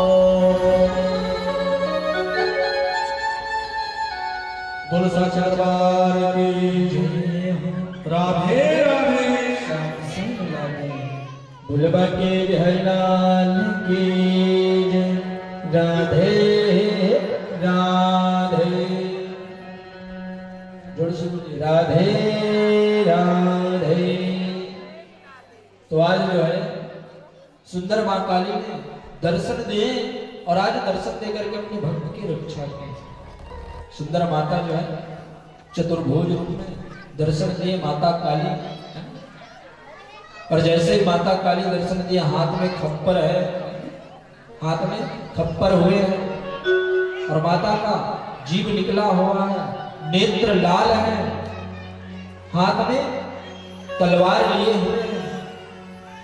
और जैसे ही देखे तो भरत जी महाराज को बलि देने के लिए लाए। तो माता ने सबका धड़ सर से अलग कर दिए और भरत जी महाराज की रक्षा की। और जैसे ही माता उनकी रक्षा किए सबके रक्त पान करने लगी माता काली। कहते हैं जब यह कलियुग समाप्त होगा तो माता काली रूप में आएंगे। जब कलियुग का अंत समय आएगा तो विष्णु सहस्त्र ब्राह्मण के यहाँ भगवान का अवतरित होगा। कल की रूप भगवान बनाएंगे, सफेद घोड़े में सुंदर जो है भगवान आएंगे विष्णु सहस्त्र पंडित के यहाँ। उत्तर प्रदेश के एक गांव में सुंदर भगवान का जन्म होगा। जब कलयुग का लास्ट चरण आएगा और कलयुग का जब लास्ट चरण आएगा तो कोई रिश्ते नाते नहीं देखे जाएंगे, इतना पाप बढ़ जाएगा। कोई भी रिश्ते नाते नहीं पूजे जाएंगे, माँ बाप भाई बहन कोई रिश्ता नहीं बचेगा, इतना घोर कलयुग आएगा। सब तरफ पाप ही पाप होगा। तब जो है सब देवी देवताएं अपने अपने रूप में अवतरित होंगे। आज भी भगवान नारायण का चक्र गिरा हुआ है, उसे भगवान फिर से धारण करेंगे, सुदर्शन चक्र। और केवल एक हफ्ता में 7 दिन में संपूर्ण पृथ्वी से जितने भी दानव रहेंगे असुर रहेंगे सबका उद्धार कर देंगे। एक हफ्ता में भगवान सबके उद्धार करेंगे। फिर जो है एक साथ क्या होगा, सुंदर जलमग्न हो जाएगा पूरा यहाँ पृथ्वी बोलो।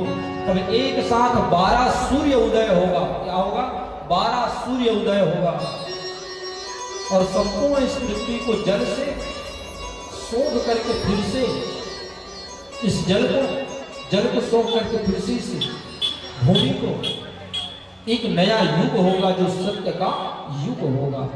और अभी हमने बताया ना कलयुग 5000 वर्ष हुआ है कलयुग का उम्र है, और बताया 4,32,000 इसका उम्र है।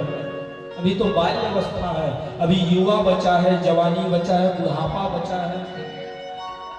तो सभी भगवान से निवेदन किया करो कि प्रभु जब आपका अवतरित हो, कलकी अवतार में भगवान आएंगे, सफेद घोड़े में आएंगे, विष्णु सहस्त्र पंडित के यहाँ जन्म लेंगे भगवान। तो निवेदन करना कि प्रभु जब आप आए अवतरित हो इस कलयुग में, तब उस समय हमें कोई ना कोई रूप दे देना प्रभु, जो आपकी दर्शन कर सके। कुछ भी बना देना, चींटी बना देना, मकोड़े बना देना, लेकिन हम आपकी दर्शन कर सके। भगवान से निवेदन करना कि प्रभु जब आप आए तो हमें कोई भी जीव जंतु में हमारा आत्मा को डाल देना, जो हम आपको देख सके। भगवान को देखना चाहते हैं कि नहीं चाहते? कौन कौन चाहते हैं हाथ पर? तो कलयुग में भगवान जीते भी नहीं मिलेंगे, तो सबको इस शरीर को त्यागना पड़ेगा। तो कौन कौन त्यागने के लिए तैयार है? हाथ ऊपर कीजिए। एक और बाकी 2 3 है। कई लोग क्या कहते हैं जब बोल बन जाते हैं, तो मैं अपने जीवन में एक बार गया हूं बोल बन। तो कई लोग क्या कहते हैं कि भगवान शंकर का प्रसाद ले लो। मैं भी सोच रहा था क्या प्रसाद होता है। देखा तो सब लोग प्रसाद में क्या ले रहे हैं, सब चीलम वाले बाबा बन गए हैं। बोलबम जाओ तो सब यही कहते हैं ना कि भगवान शंकर का प्रसाद है, थोड़ा थोड़ा लेते जाओ। हाँ? तो जब भगवान के प्रसाद समझ करके गांजा को सेवन कर रहे हो तो भगवान शंकर ने विष धारण किया था, तो फिलाइन पी के भी नहीं पड़ जाओ, जहर को भी पी लिया करो चैनामृत समझ के। हाँ? जब गांजा को प्रसाद समझ रहे हो तो जहर को चैनामृत समझ के पी लो। है? कहते हैं संसार में लोग अच्छे चीज को छोड़ देते हैं और बुरे चीज को अपने जीवन में उतारते हैं। आज वैसे ही माता काली, सुंदर माता रक्षा करने के लिए काली का रूप धारण किए, जिनके हाथों में एक हाथ में खप्पर है, खप्पर धाक रही है, और दूसरे हाथ में फरसा पकड़ी है माता, और संपूर्ण जितने भी डाकू बर्बर लोग थे सबका धड़ सर से अलग कर दिया और रक्तपान करने लगी। आइए एक माता काली की भजन बोले बाकी बिहारी लाल की जय।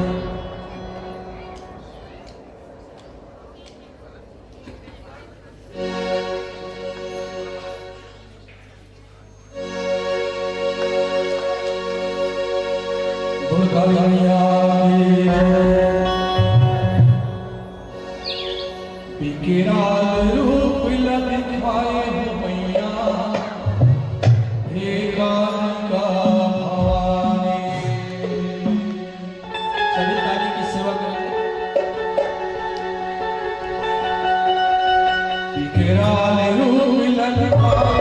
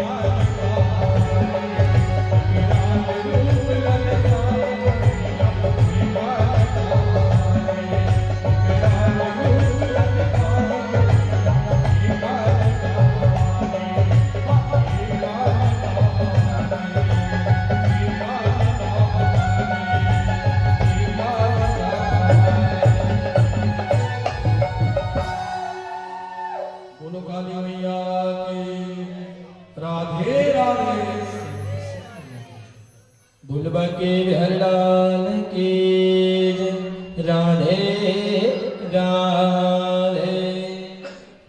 तो आज जो है माता काली ने रक्षा की, फिर पुनः उसको आशीर्वाद दे दिए। भरत जी महाराज वहां से निकल गए।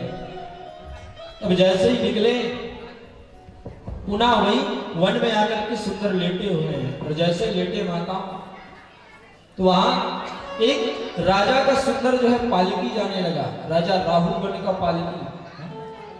पहले के जमाने में जब विवाह होती थी, शादी होती थी, तो पालकी में विदा करते थे और 4 कहारे लोग पालकी को उठाते थे। तो यहाँ बहुत माताएं होंगे जिसका विवाह हुआ होगा तो पालकी में विदा दिए होंगे। तो वैसे उस समय पालकी में उसको विदा कर रहे थे। किसको? राहुल महाराज को। सुंदर जा रहे थे पालकी में। तो उसी समय एक कहारे का तबीयत अचानक खराब हो गया। एक कहारे का तबीयत खराब हो गया उस जंगल में। महाराज राहुल कहने लगा कि जाओ देखो देखो यहां कोई होगा तो उसे बुला करके लाओ, और बुला करके लाना और हमारे साथ पालकी का कहारी बना। थोड़ी दूर आया तो देखा तो भरत जी महाराज सोया हुआ था, लेटा हुआ था। भरत जी महाराज को लात से मारने लगे। भरत जी महाराज के जैसे नेत्र खुले तो भरत जी महाराज चुप शांत थे। एक कहारा कहने लगा कि चलो चलो हमारे महाराज की पालकी को उठाना है, चलिए। भरत जी महाराज चुपचाप चले गए। अब जैसे ही गए तो भरत जी महाराज जैसे पालकी उठाए, अब सब चारों कहारा चलना प्रारंभ किया। तो भरत जी महाराज नीचे देख करके चलते थे, नीचे देख करके चलते थे माता। तो भरत जी महाराज नीचे देख करके चलते थे तो पालकी जो है आगे पीछे हो जाता था। तब राजा राहुल क्रोध में आ गए, कहने लगे कि पालकी कैसे उठा रहे हो? पालकी, इस पालकी को उठाना नहीं आता कि कहा रोक दिया। अब बताइए भरत जी महाराज क्यों नीचे को देख करके चल रहे हैं? तो कहने लगे भरत जी महाराज सोच रहे हैं कि मुझसे इस जीवन में एक भी पाप नहीं होनी चाहिए। चींटी की जो कतार थी उसको देख करके आगे पीछे करते थे भरत जी महाराज। एक भी जीव उसके हाथों से उसकी मृत्यु ना हो, इसलिए बहुत सावधानी से चल रहे थे। घने जंगल में खड़ा कर दिए, पालकी को रख दिया। वहां से निकल गए राजा रावगण और कहने लगा क्या है कहारा, तुम्हें चलना आता है कि नहीं आता है? कभी आगे चलते हो, कभी पीछे चलते हो, कभी आगे चलते हो, कभी पीछे चलते हो। तुम्हें दंड दिया जाएगा। बहुत शब्द सुनाने लगे, बहुत शब्द। भरत जी महाराज चुप थे, उसको भर भर के अनेक शब्द बोल रहे हैं, अशुद्ध वचन भी बोल रहे हैं राजा राहुल। भरत जी महाराज जो है उसी दिन सर्वप्रथम अपना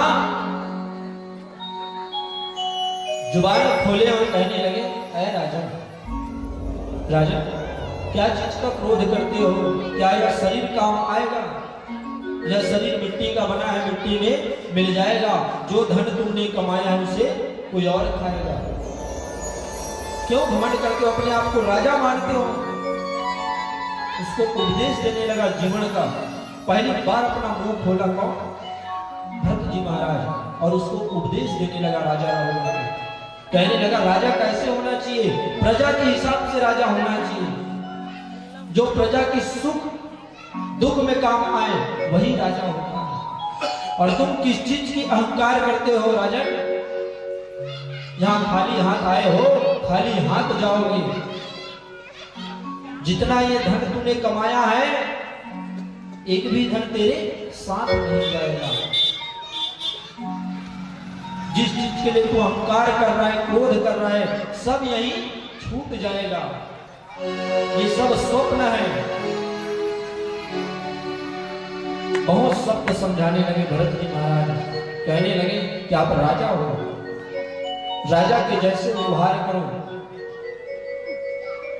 जितना दर्द आपको होता है उतना ही यहाँ छोटे जीव जंतु उतना दर्द उसे भी होता है। हे राजा, हमारा शरीर 5 तत्व का बना है, 5 तत्व में मिट जाएगा। एक चींटी काटता है आपको दर्द होता है, ठीक उतना ही दर्द उस चींटी को भी होता है।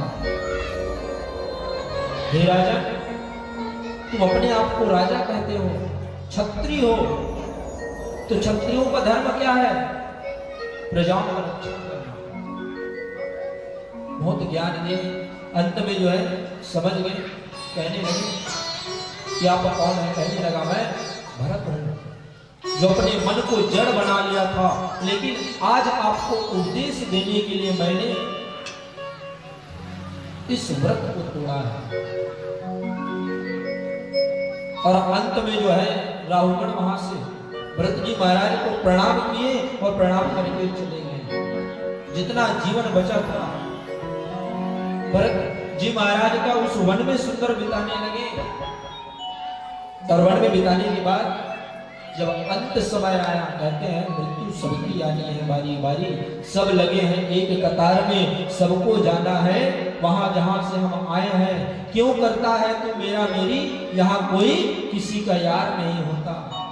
सब कहते हैं ना ये मेरे कोई किसी का नहीं होता। कहते हैं आज सुंदर भगवान आए, पुष्पक विमान में बैठा करके ले गए।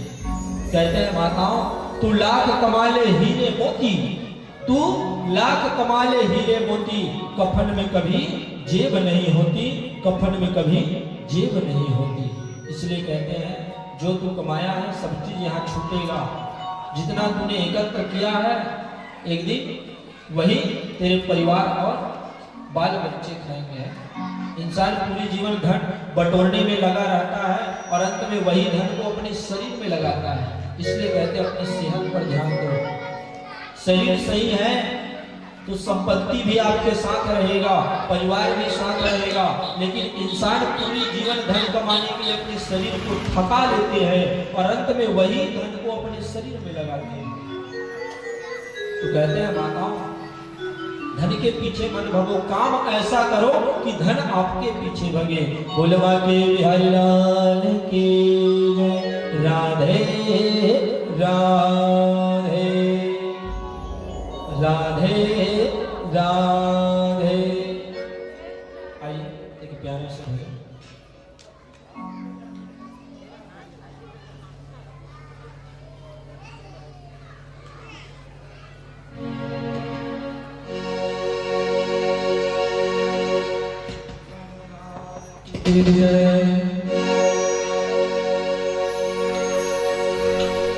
बस इतनी तनख्वाह तेरा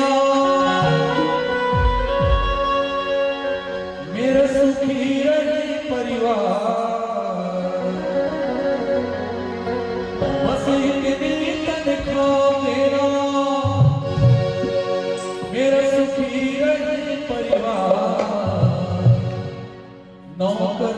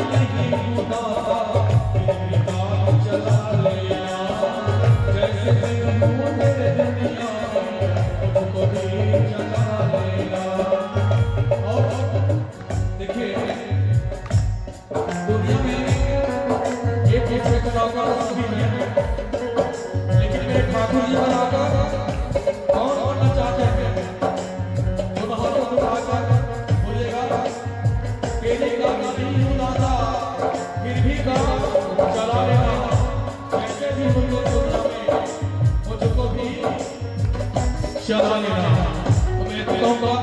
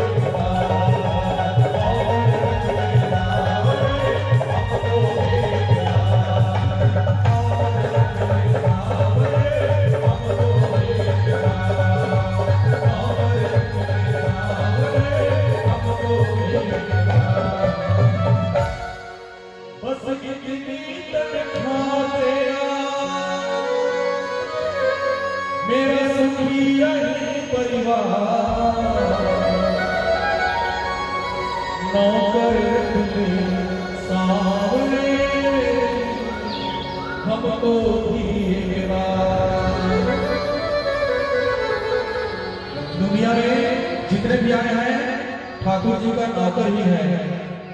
हम लोग एक मिट्टी का खिलौना है और मिट्टी में मिल जाएंगे। आज मिट्टी के ऊपर है तो कल मिट्टी के नीचे चले जाना है। बोलो राधा राधे राधे राधे राधे। पीछे माताओं आवाज नहीं आ रहा है। दिन भर हो गया राधे राधे बोलते, कोई नहीं बोला होगा महाराज जी थोड़ा सा पानी। और आप लोग चिल्लाने में कमी करते हो भगवान के दरबार। चलिए एक बार बोलिए, आप लोग बोलिए, चलिए चलिए बोलिएगा। नहीं नहीं नहीं नहीं भैया से नहीं, हर जगह क्या कहते हैं नारी शक्ति जागेगी। तो एक बार माताओं को मुझसे सुनना चाहते हैं, उसके बाद नर्वस शक्ति को भी जगाएंगे। तो पहले नारी शक्ति। चलिए राधे राधे राधे राधे। बहुत लोग तो आधे आधे हैं ऐसे, पूरा नहीं। भुलवा के बिहारी लाल की। तो आज जो है सुंदर बताने लगे, कहने लगे इस प्रकार भगवान ने उसको मोक्ष प्राप्त कराया। भगवान जी आए, पुष्पक विमान में बैठा है और बैठा करके भगवान अपने धाम ले गए। कई लोग कहते हैं कि महाराज हमने भागवत कथा पाठ किए लेकिन हमें स्वर्ग नहीं मिला, हम भगवान को नहीं पाए। तो कहते हैं भागवत सुनना है तो एक स्थान पर प्रतिदिन बैठना होता है, तब स्वर्ग की प्राप्ति होती है। तो कोई आदमी एक दिन आगे बैठ रहा है तो कोई पीछे बैठ रहा है, तो कहां से भगवान मिले? कहते हैं एक जगह बैठना है। परीक्षित जी महाराज माया मोह को छोड़ करके एक जगह बैठे थे, एक ही जगह में बैठ करके 7 दिवस तक कथा का श्रवण किए, तब भगवान की प्राप्ति होती है। कहते हैं जब मौत आती है तब इंसान बोलना चाहता है लेकिन बोल नहीं पाता। क्यों? तो शास्त्र बतलाता है जब मौत सामने आती है तब इंसान कुछ बोलना चाहता है, चीखना चाहता है लेकिन नहीं कर सकता। कहते हैं जब कोई आदमी 8वां अजूबा देख ले तो एकदम शांत हो जाता है। वैसे ही जब मौत सामने आती है तो हम चाह कर भी कुछ नहीं कर पाते, यह 10 इंद्रिय काम करना छोड़ देता है। कहते हैं जब मौत आती है तब 100 बिच्छू के काटने के समान दर्द होती है। 100 बिच्छू एक साथ काटता है उतना दर्द होता है मौत आती है। गरुड़ पुराण में बताया गया है 100 बिच्छू मिलकर के जब काटते हैं और दर्द होता है ना, उतना दर्द जब इस शरीर से प्राण को निकालते हैं यम के दूत तो उतना दर्द होता है और उस दर्द में हम अपने परिवार को भी भूल जाते हैं। और कई लोग खाट में पचते रहते हैं। कहते हैं भगवान से दुआ करना कि प्रभु हमें चलते फिरते ही ले जाना लेकिन खाड़ा में मत पचाना। कहते हैं जो इंसान जवानी में, गीता में बताया गया है जो इंसान जवानी में ज्यादा पाप करता है उसे बुढ़ापे में नींद नहीं आती है। जो जवानी में ज्यादा पाप करता है, माता पिता को सताना, अहंकारी बनना, क्रोध करना, तो जब बुढ़ापा आती है तो नींद नहीं आती है। कई लोग कहते हैं ना हमारे दादाजी दिन और रात जगते रहते हैं, बस देखते रहते हैं। तो वही है बुढ़ापे में नींद नहीं आना। पूरा सोचते रहता है कि मैंने पूरी जीवन क्या किया। बुढ़ापा आने के बाद जब खाड़ में पचते हैं ना लोग तो हम सोचते हैं कि हमने पूरी जीवन यहाँ आकर के क्या किए। इसलिए कहते हैं माताओं जवानी है, यह शरीर का खून जब तक गर्म है तब तक हमारा इंद्रिय काम कर रहा है, और जिस दिन यह रक्त या ब्लड या खून जल में बदल जाएगा, पानी बन जाएगा, तो समझ लेना कि सब कुछ खत्म हो गया है। कहते हैं इंसान खुद से आत्महत्या कर लेता है लेकिन शास्त्र में बताया गया है जो खुद से आत्महत्या करता है उसे मोक्ष प्रदान नहीं मिलता है। इसलिए कभी भी मरने के बारे में ना सोचिए। जाना तो सबको एक दिन यहाँ से है, कौन यहाँ रहेगा, कौन टिकट कटा के आया है, सबको जाना है। लेकिन खुद से कभी भी मौत को आमंत्रण न देना, सुसाइड न करना। गरुड़ पुराण में बताया गया है कि भगवान चाह कर भी उसे नहीं अपनाता है, चाह कर भी भगवान नहीं अपनाता है। अब जिनको भगवान को पाना है उन लोग भगवान भजन करो जियो, और जिनको भगवान को नहीं पाना है उन लोग क्या करो, सुसाइड करो।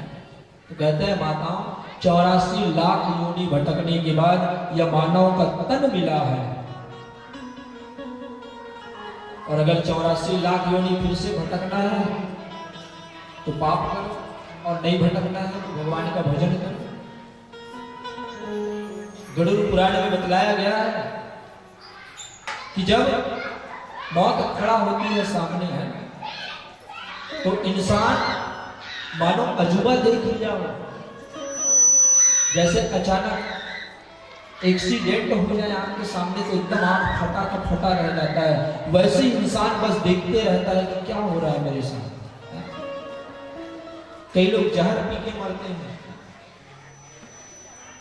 तो कहते हैं जहर शरीर में कैसे काम करता है। जहर जैसे ही शरीर में जाता है, नसों से ब्लड में उतरता है, ब्लड में उतरने के बाद पूरा ब्लड को ब्लैक कर देता है, काला कर देता है, और इस जो धड़क रहा है सीना उसको चोक कर देता है। और जैसे ही सीना चोक हुआ मतलब समझ लो इंसान की मृत्यु तय है। 45 मिनट तक इंसान, 1 घंटा या 45 मिनट तक जहर पीने के बाद जीवित रह सकता है, उससे ज्यादा नहीं रह सकता। 1 घंटा के अंदर अगर उसका ट्रीटमेंट हो जाए तो वो बच सकता है। कहते हैं, विज्ञान कहता है कि 1 घंटे के अंदर अगर उसका इलाज हो जाए तो बच सकता है। जो भी हम आहार करते हैं, कहते हैं जैसा खाओगे अन्न वैसा बनेगा मन। एक बार सुंदर गंगा माता को पूछने लगे, कहने लगे माता जितने भी पाप करते हैं मनुष्य, जितने भी पाप करते हैं मनुष्य, उसे आप कहां धोते हो? हाँ? ऐसे में तो आप अशुद्ध हो जाओगे। तो सुंदर गंगा माता कहने लगी क्या, उसे तो मैं समुद्र में ले जाकर बहा देती हूँ। सभी समुद्र के पास पहुंच गए, कहने लगे समुद्र देवता आप कहां करते हैं पाप को, आप भी अशुद्ध हो जाएंगे। यहाँ जितने भी मनुष्य सब पाप किए हैं, और पाप को कहां धोते हैं? गंगा में जाकर। और गंगा कहां ले जाकर छोड़ती है? समुद्र में। तो समुद्र से कहां जाता है? चलिए बताइए, सोच करके देखो। जो इंसान पाप किया है उसे खुद भोगता है। अब बोलोगे कैसे?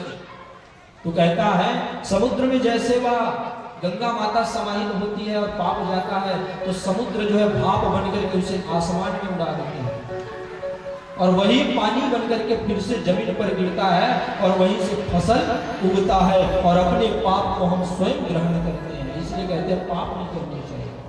आपने जो पाप किया है आप ही भोगोगे। सोच करके देखो ना, जल गिरता है कि नहीं गिरता है? वर्षा होती है कि नहीं होती है? और उससे अन्न उत्पन्न होता है कि नहीं होता है? तो अपने ही पाप हमने जो गंगा में धोया, गंगा ने समुद्र को दिया, समुद्र ने भाप बना करके आसमान में भेज दिया, और आसमान से बारिश बना करके पुनः ही फसल में डाल दिया, और पुनः ही हम अपने पाप को ही खुद ग्रहण करने हैं। तो कहते हैं इतना भी पाप मत करो कि अंत में मरने पर भी स्वर्ग न नसीब हो। ठीक इसी प्रकार कहने लगे मनुष्य जो है जितना चतुर समझता है अपने आप को, उतना ही बेवकूफ माना गया है। कहते हैं कि इंसान कहता है कि मैं चतुराई कर रहा हूं। हर कोई इंसान अपने आप को बहुत ज्यादा होशियार समझता है। तो भगवान कहते हैं कि जो इंसान कहता है कि मैंने किया, मैं कर रहा हूं, या मेरे से हो रहा है, मैं उसको कभी नहीं मिलता। जो मैं का घमंड करेगा, अहंकार करेगा, वह इस दुनिया से चला जाएगा।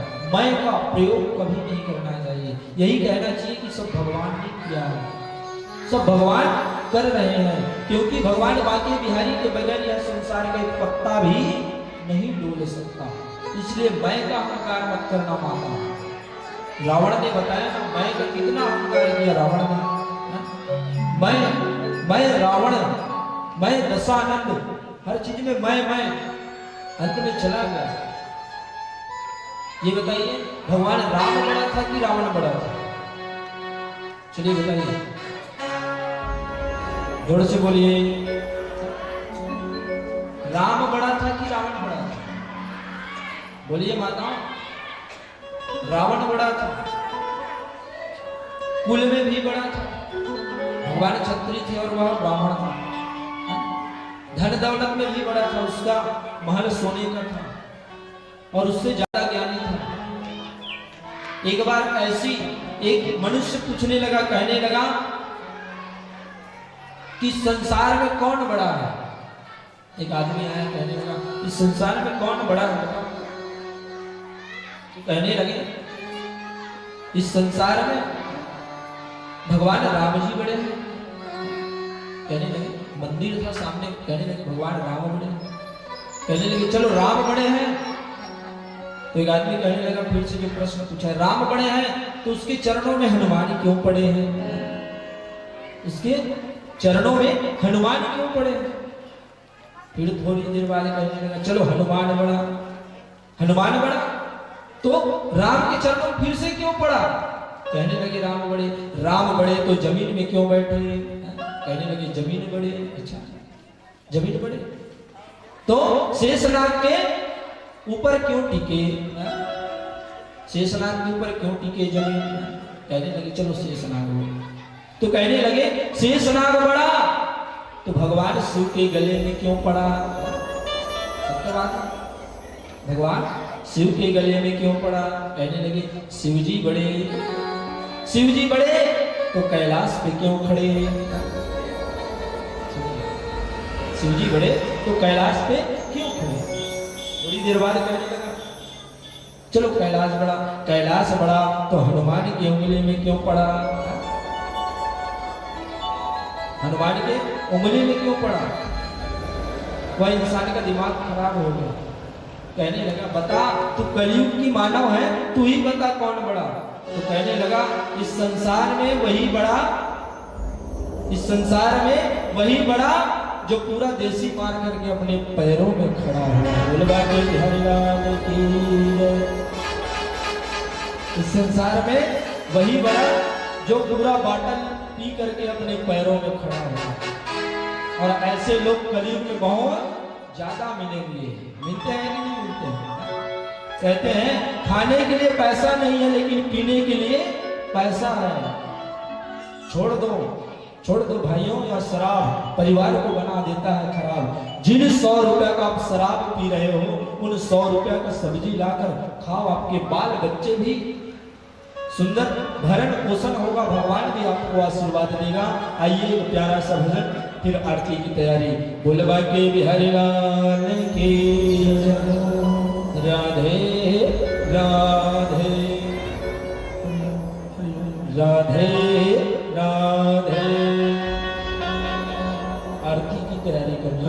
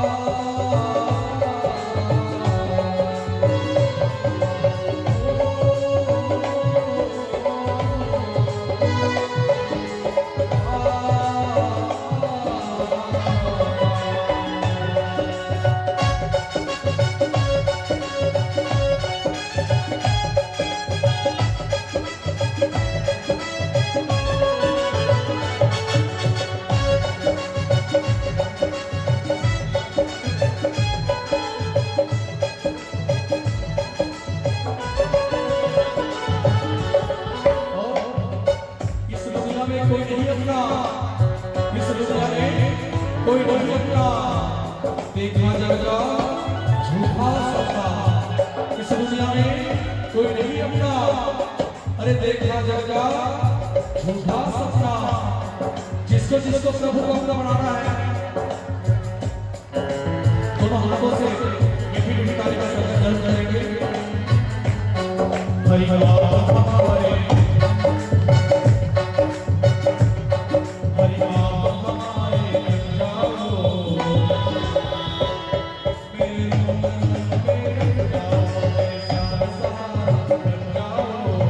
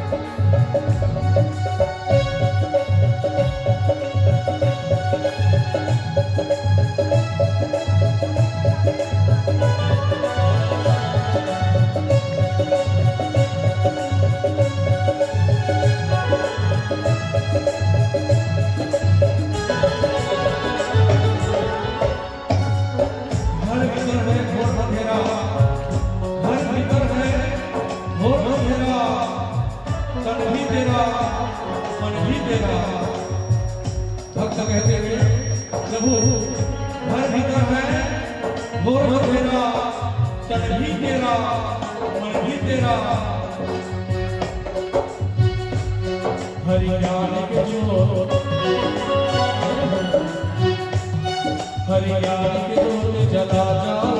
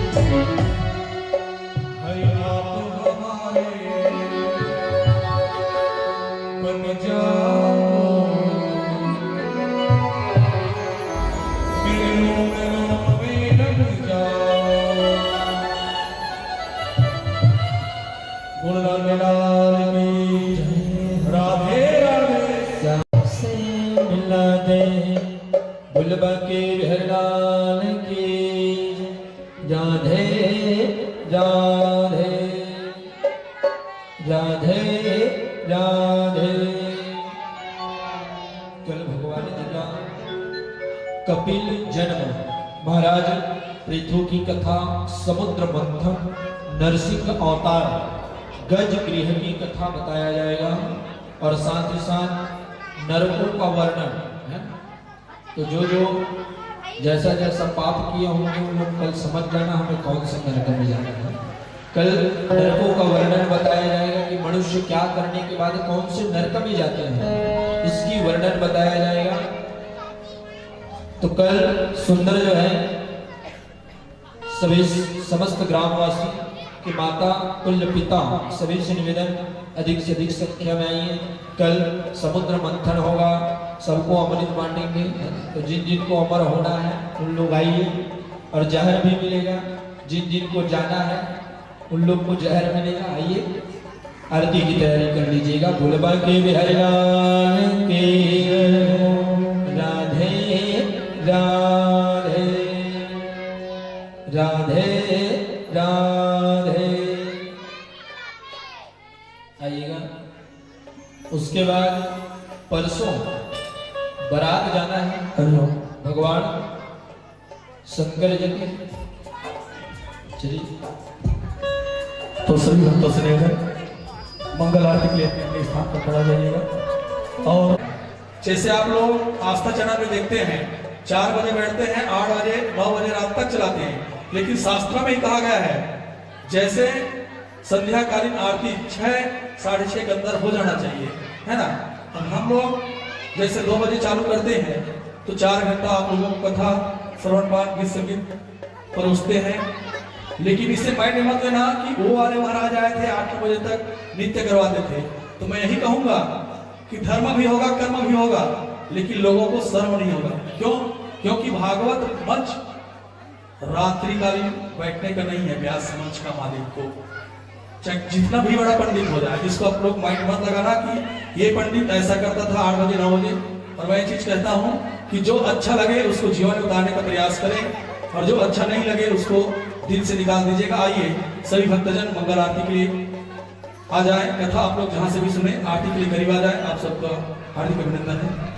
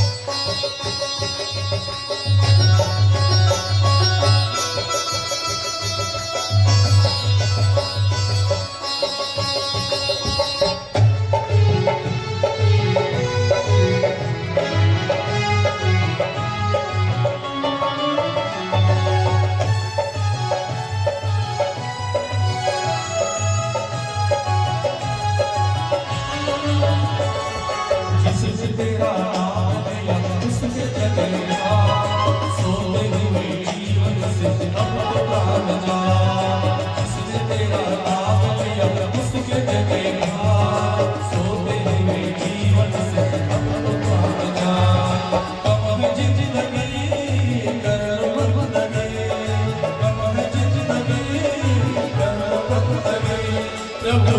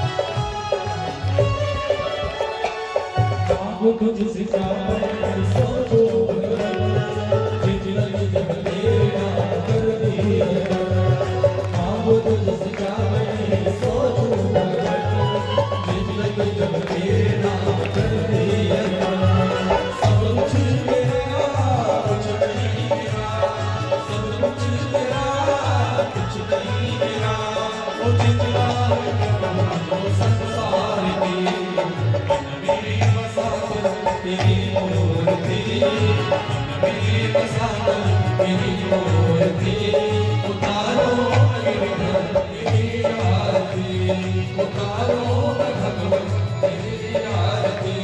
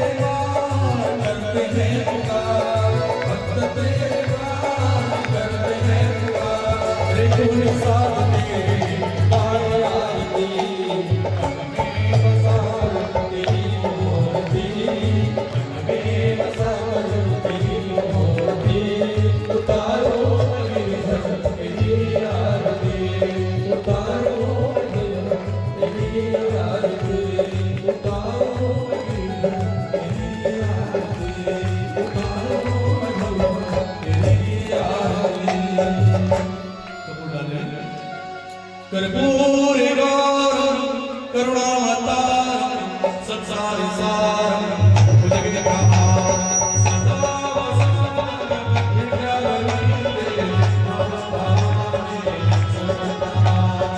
बारे माला उदारे काले कपाले माला संस्कृतराय दिगंबराय चाकि मंगलाय नमः शिवाय नमः शिवाय हर हर शंभो शिव महादेवा हर हर शंभो शिव महादेवा हर हर शंभो शिव महादेवा हर हर शंभो शिव महादेवा। चलिएगा सभी भक्तजन अपने अपने यथा स्थान पर परिक्रमा कर लीजिएगा। ओम यानि कानि पापानि च जन्मे कृतानि तानि तानि संनिश्चिन्तो हरः प्रदीक्षाणामः पदे पदे गुलबाके बिहारीलाल की। चलिएगा पीला चावल पूरी भी ले लीजिए, इस पानी दीजिए।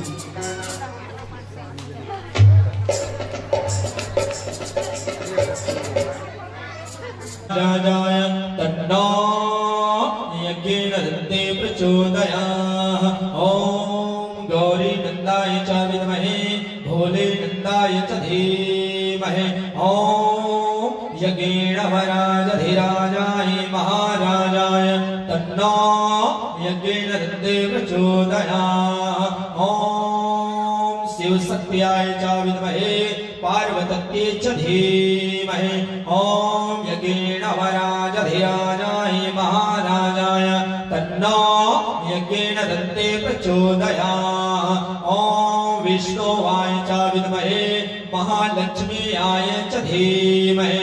ओम यज्ञेन वराजधिराजाय महाराजाय तन्नो यज्ञेन दत्ते प्रचोदयात्। ओम रामदूताय च विद्महे अंजनीपुत्राय च धीमहि।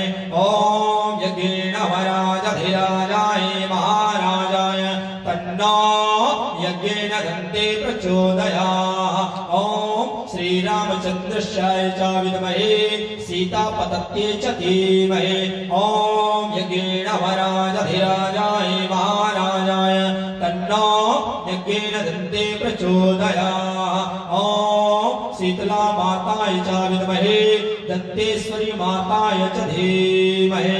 ओम यज्ञेन वराजधिराजाय महाराजाय तन्नो यज्ञेन दत्ते प्रचोदयात्। ओम उत्तरे च दक्षिणे च पूर्वे च पश्चिमे च चतुर्दिशायाः। ओम यस्मुखे नमः दशान्वितार्थं 10 दिक्पालाय। ओम सूर्य देवताभ्यो नमः चंद्रमा देवताभ्यो नमः आकाश देवताभ्यो नमः पृथ्वी देवताभ्यो नमः तस्यायोगनं योगेश्वराः भावशीलं भक्ति वल्लभं नाणं दशान्वितार्थं योगनं योगनिद्रापदाभ्यो। ओम नमो भगवते वासुदेवाय गोविन्दाय नमो नमः।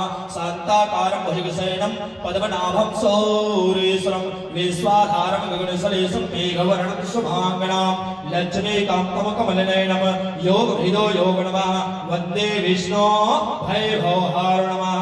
ओम नमो नारायणाय नमो नमः। ओम 33 कोटि देवी देवताय नमः। ओम यस्मुखे नमः। ओम मालकाणि भयताणि पूजाय तत्ते पुष्पाणि कामः तस्यान्वितार्थं ठाकुर जी वल्लभं नाणं श्रीमतं भागवतं पुराणस्याय तस्यान्वितार्थं संकल्पं समर्पयामि। प्रेम श्री ठाकुर जी महाराज की जय। प्रेम श्री श्रीमद् भागवत महापुराण की जय। राधे राधे राधे राधे बोलबाके बिहारीलाल की जय। ग्राम के समस्त देवी देवताओं की जय। अपने अपने गुरु माता पिता की जय। प्रेम श्री ठाकुर जी महाराज की जय।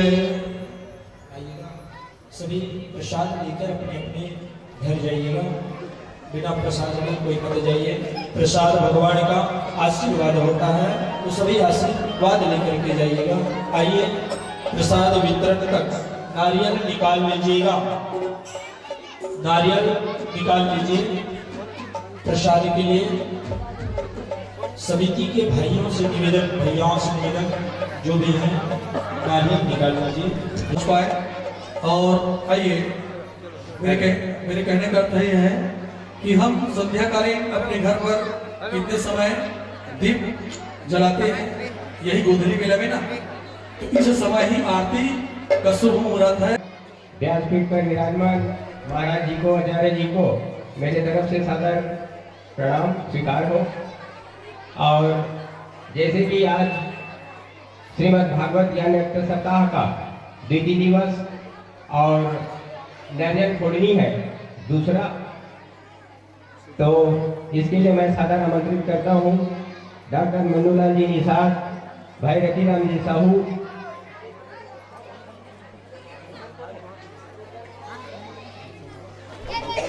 के व्यासपीठ पर महाराज जी से आशीर्वाद लेंगे और आशीर्वाद लेने के पश्चात जो आज दूसरे नंबर का नारियल है उनको प्रसाद स्वरूप आज फोड़ेंगे। डॉक्टर मन्नूलाल जी निषाद, रतीराम साहू जी। तो भाव बिना हरि न मिले, जो है बहुत अनमोल, जो ही बहुत अनमोल।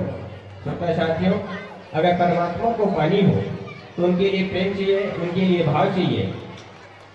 गोस्वामी तुलसीदास जी ने बहुत ही सुंदर एक दी है चौपाई, राम राम सब कोई कहे, ठग ठाकुर और चोर, बिना प्रेम रिझे नहीं, तुलसी नंद किशोर, तुलसी नंद किशोर।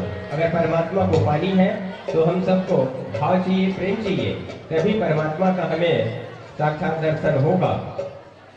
तो आइए, मैं जिन जिन महानुभावों का नाम लिया हूँ उनसे निवेदन है कि कृपया व्यासपीठ पर, व्यास मंच पर उपस्थित होकर महाराज जी से आशीर्वाद लेंगे और जो दूसरे नंबर का नारियल है उनको तोड़कर प्रसाद वितरण करेंगे। बहुत बहुत धन्यवाद।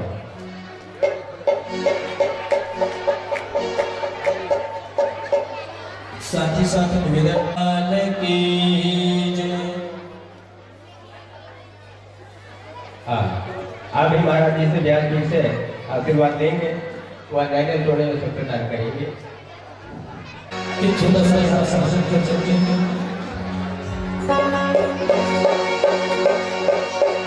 ये डोगरी उमर विराजे हो, मुर्गाई नाम हराए अल्लाह रे।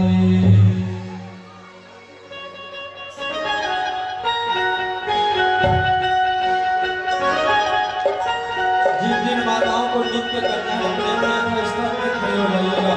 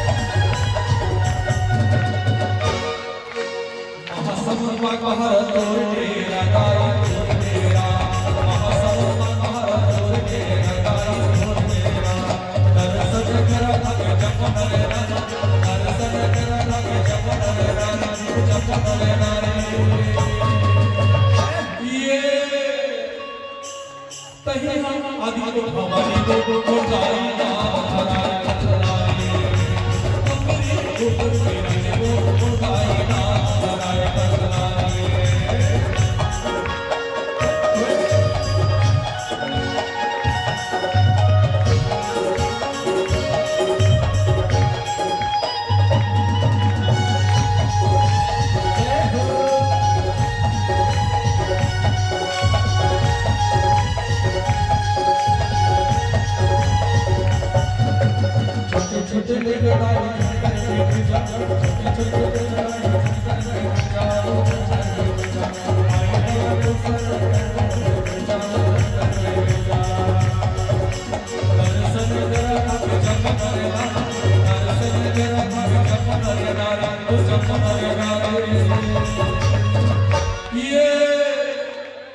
तही आदि को भवानी मुर्दाई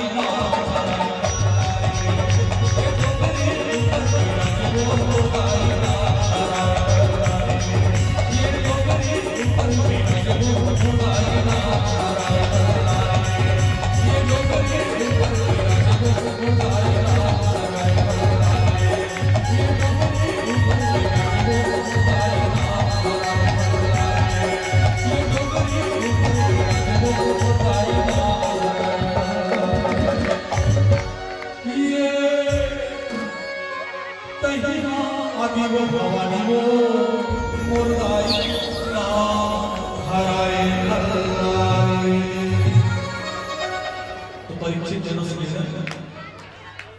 महाराज जी को व्यास से नीचे ले जाइएगा और आइए राजा परिवार से निवेदन प्रसाद ग्रहण करें। आइए एक माता का भजन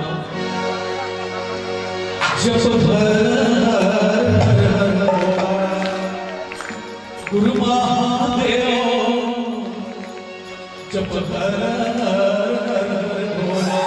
गुरु महादेव।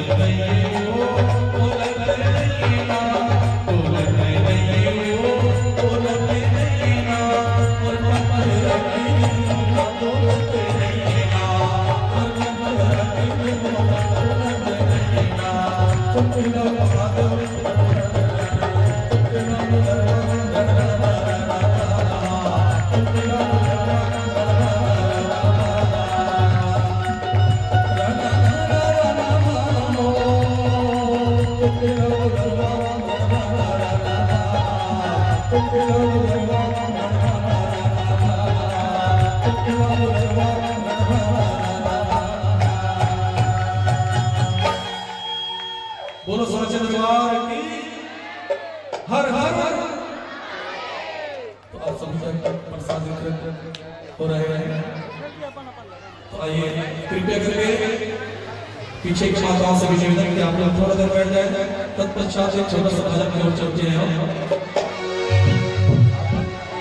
संगवारी रे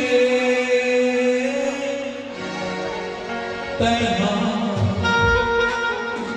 कबू झट गुलाबी के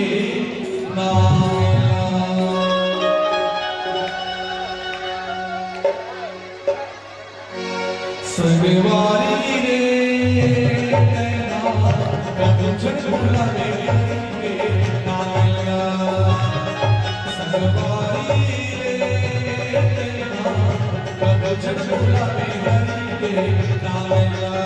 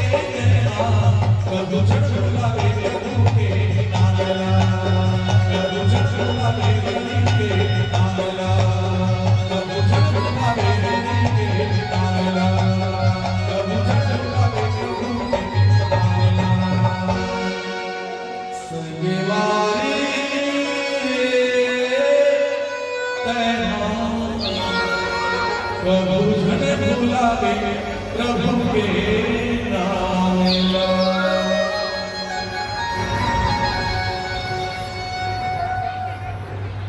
तो